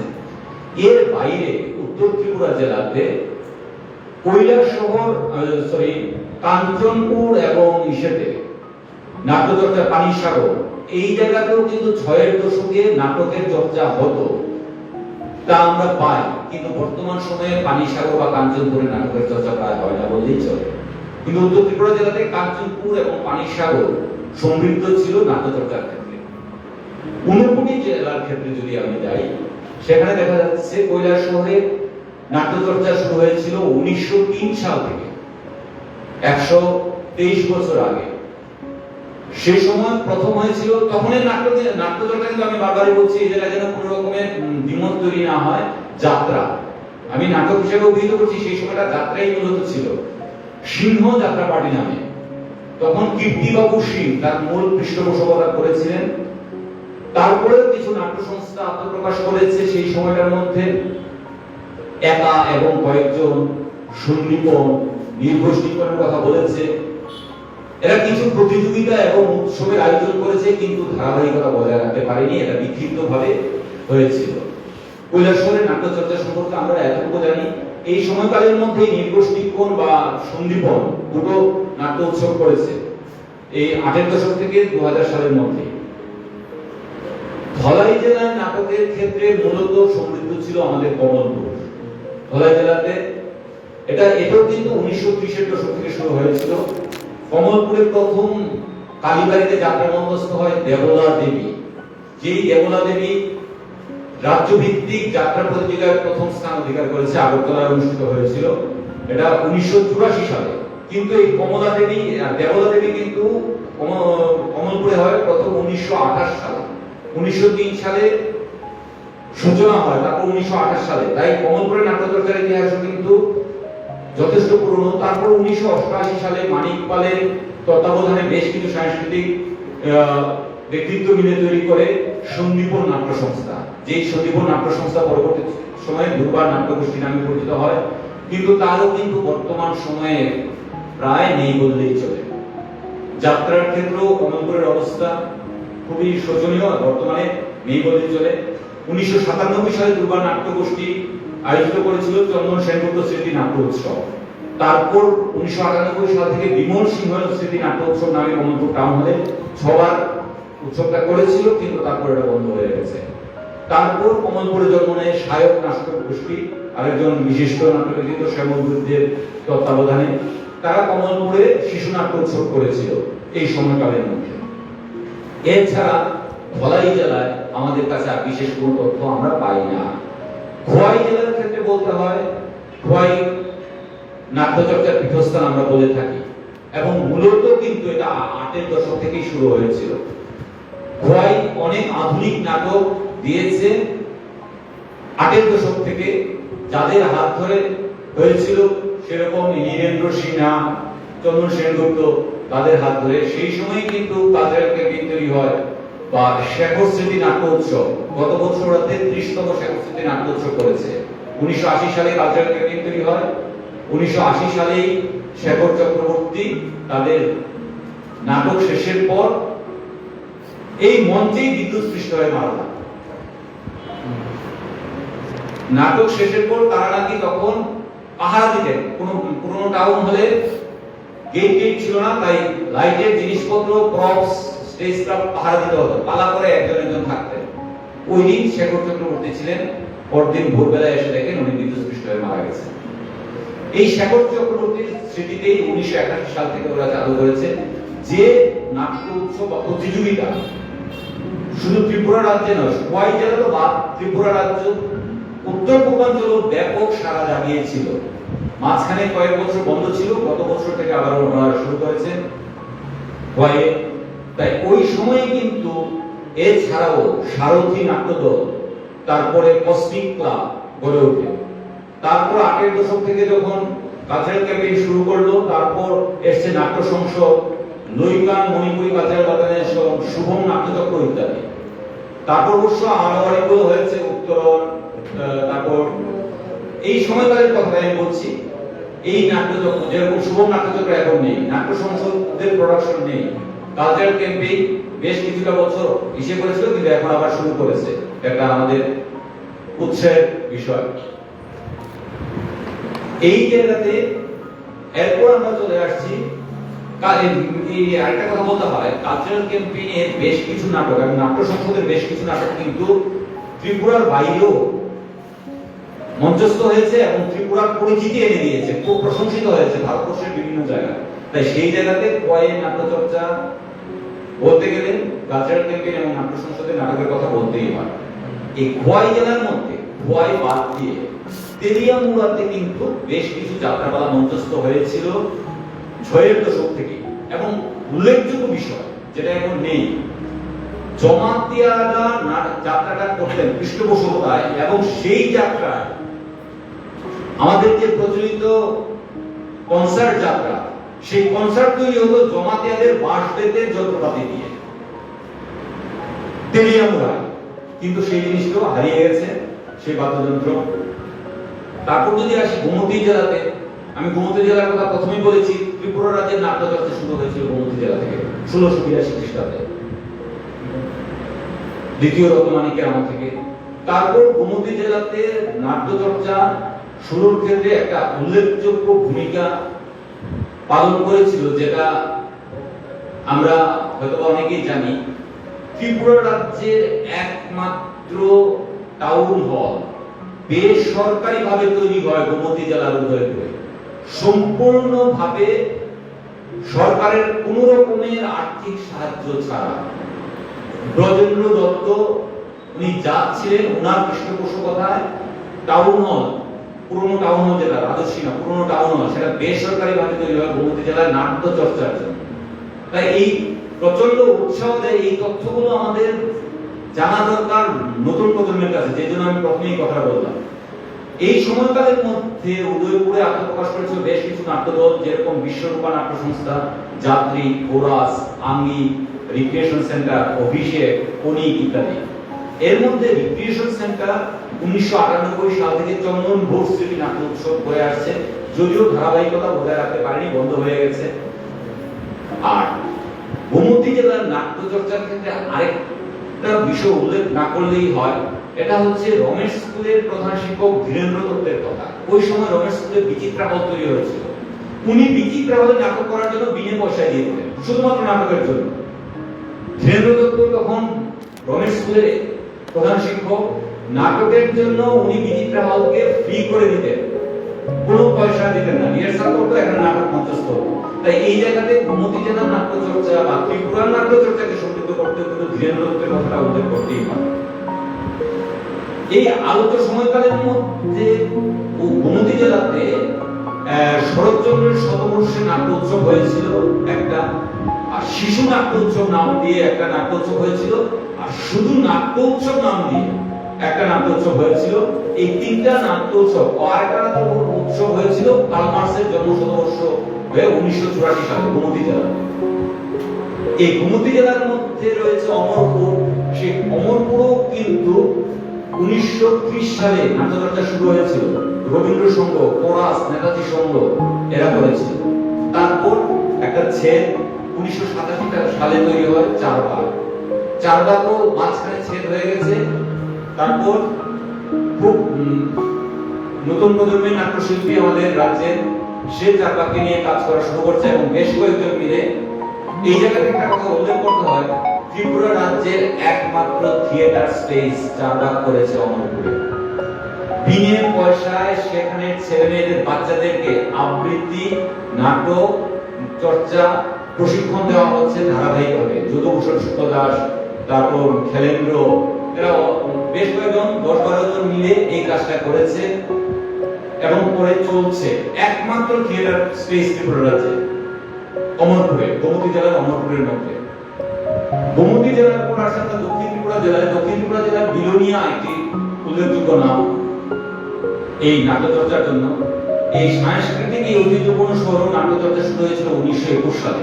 একটা জিনিস লক্ষ্য করে দেখা যায়, আমরা যতগুলো জেলার কথাই বলছি সবগুলো জেলাতে কিন্তু নাট্যচর্চা শুরু হয়েছিল 1920 থেকে 1930 এই সময়কালের মধ্যে। মানে মূল চর্চাটা রাজবাড়ি থেকে বেরিয়ে ওই সময়টাতে চর্চাটা প্রথম শুরু হতে পারে, মানে ধারাবাহিক ভাবে। এই জায়গায় বিশেষভাবে উল্লেখ করতে হয় মূলত বিলোনিয়াতে যাত্রা, তারপর নাট্যচর্চা শুরু হয়।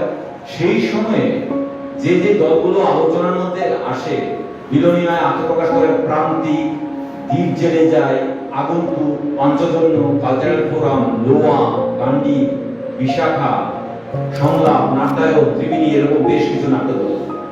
এর মধ্যে একমাত্র ত্রিবেণী এখন পর্যন্ত চালিয়ে যাচ্ছে, তারা নাট্য উৎসব করছে। এছাড়া আর কেউ নাট্য উৎসব বা ধারাবাহিকভাবে কাজটা করতে পারেনি। সিপাহীজলা জেলার ক্ষেত্রে যদি হয়, এই জায়গায় সোনামুড়া একটা উল্লেখযোগ্য নাম সিপাহীজলা জেলার মধ্যে। এছাড়া বিশেষ অন্য কোনো জায়গায় নাট্যচর্চার ইতিহাস আমরা পাই না। সোনামুড়া মহকুমায় বিশেষভাবে নাট্যচর্চা শক্তিশালী করেছে কোরাস নাট্যদল। খুব অল্প সময়ের জন্য এসেছিল, কিন্তু সোনামুড়াতে নাটকের বীজ বপন দিয়ে গেছে কোরাস নাট্যদল। এরপর এই কোরাস নাট্যদলের পর উল্লেখযোগ্য অবদান যারা রেখেছে সোনামুড়া, এটা হচ্ছে বর্ণালী নাট্য সংস্থা। তারা বেশ কিছু বৎসর অসীমান্তিক নামে নাট্য উৎসব করে আসছে, মাঝে মাঝে ধারাবাহিকতা ছেদ করছে, কিন্তু বর্ণালী সেই নাট্য উৎসব কিন্তু করে আসছে দীর্ঘদিন ধরে, সেই কাজটা চালিয়ে যাচ্ছে। বর্তমান সময়ে চলো নাটক করি ধারাবাহিকভাবে কাজ করছে এবং নতুন প্রজন্মের শিল্পী খুব ভালো কাজ করছে। ভুবাই চক্রবর্তী আপনারা অনেকেই জানেন। মোটামুটি যদি আমাদের বলা হয় 8এর দশক থেকে 2000 সাল, আমি যতগুলি উৎসব বা প্রতিযোগিতার কথা বলেছি এই 8এর দশক থেকে 2000 সাল, এই 20 বছর সময়কালের মধ্যে। এর আগে যে উৎসব বা প্রতিযোগিতা হয়েছে সেগুলো করিনি। এর বাইরেও যেগুলো হচ্ছে, যেরকম কথাচিত্র করছে আপনাদের এখানে, দিবালোক নাট্য বিশেষ শুরু হয়েছিল, তারপর লার্নার্স করছে, উৎসব করছে, এগুলোতে আমি আলোচনায় আনিনি, কারণ এই সময়কালটাকে ধরার কথাই আমাকে বলা হয়েছে, এই সময়কালটাকে নিয়ে আলোচনা করলাম।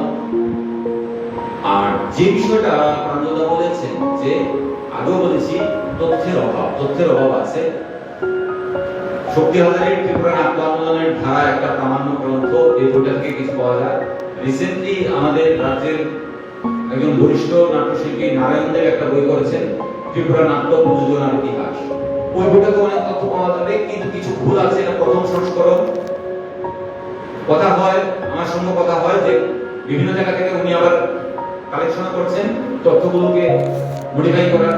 আপনাদের আমি ব্যক্তিগতভাবে বলছি, আপনাদের ধর্মনগরের নাট্যচর্চার যে ইতিহাস আজকে আমি শুনলাম, অনেকগুলো বিষয় কিন্তু নাট্য প্রযোজনার ইতিহাসে সংযোজিত হয়নি। কেন? ওনার কাছে তথ্য জানি বা উনি যোগাযোগ করেননি। আমি ব্যক্তিগতভাবে বলছি, ওনাকে আমি বলবো আপনাদের সাথে যোগাযোগ করে দ্বিতীয় সংস্করণের জন্য এগুলি সন্নিবিষ্ট করা হয়। তাই আপনাদের কাছে অনুরোধ থাকবে, আপনারাও সেই তথ্যগুলোকে লিখিত আকারে রাখার, ডকুমেন্টেশন করা। এই জিনিসটা আমাদের মনে হয় আগামী প্রজন্মের জন্য এটা আমাদের দায়িত্ব, কর্তব্য। আমি আবারও কথাচিত্রের সবাইকে অসংখ্য ধন্যবাদ জানাই, ধর্মনগরের নাট্যমন্ত্রী শিল্পীদেরকে ধন্যবাদ জানাই আমাকে আমন্ত্রণ করার জন্য। আমি আন্তরিক কৃতজ্ঞতা সবাইকে। সবাই ভালো থাকবেন, সুস্থ থাকবেন। নমস্কার। আমাদেরকে অনেক বেশি মঞ্চ দিলেন, আমরা অনেকটা সমৃদ্ধ হলাম। আমরা শেষ পর্যায়ে চলে এসেছি পার্থদা রাতে কথাচিত্রের পাঠকথা অনির্বাণ চক্রবর্তী স্মারক তুলে দিলেন।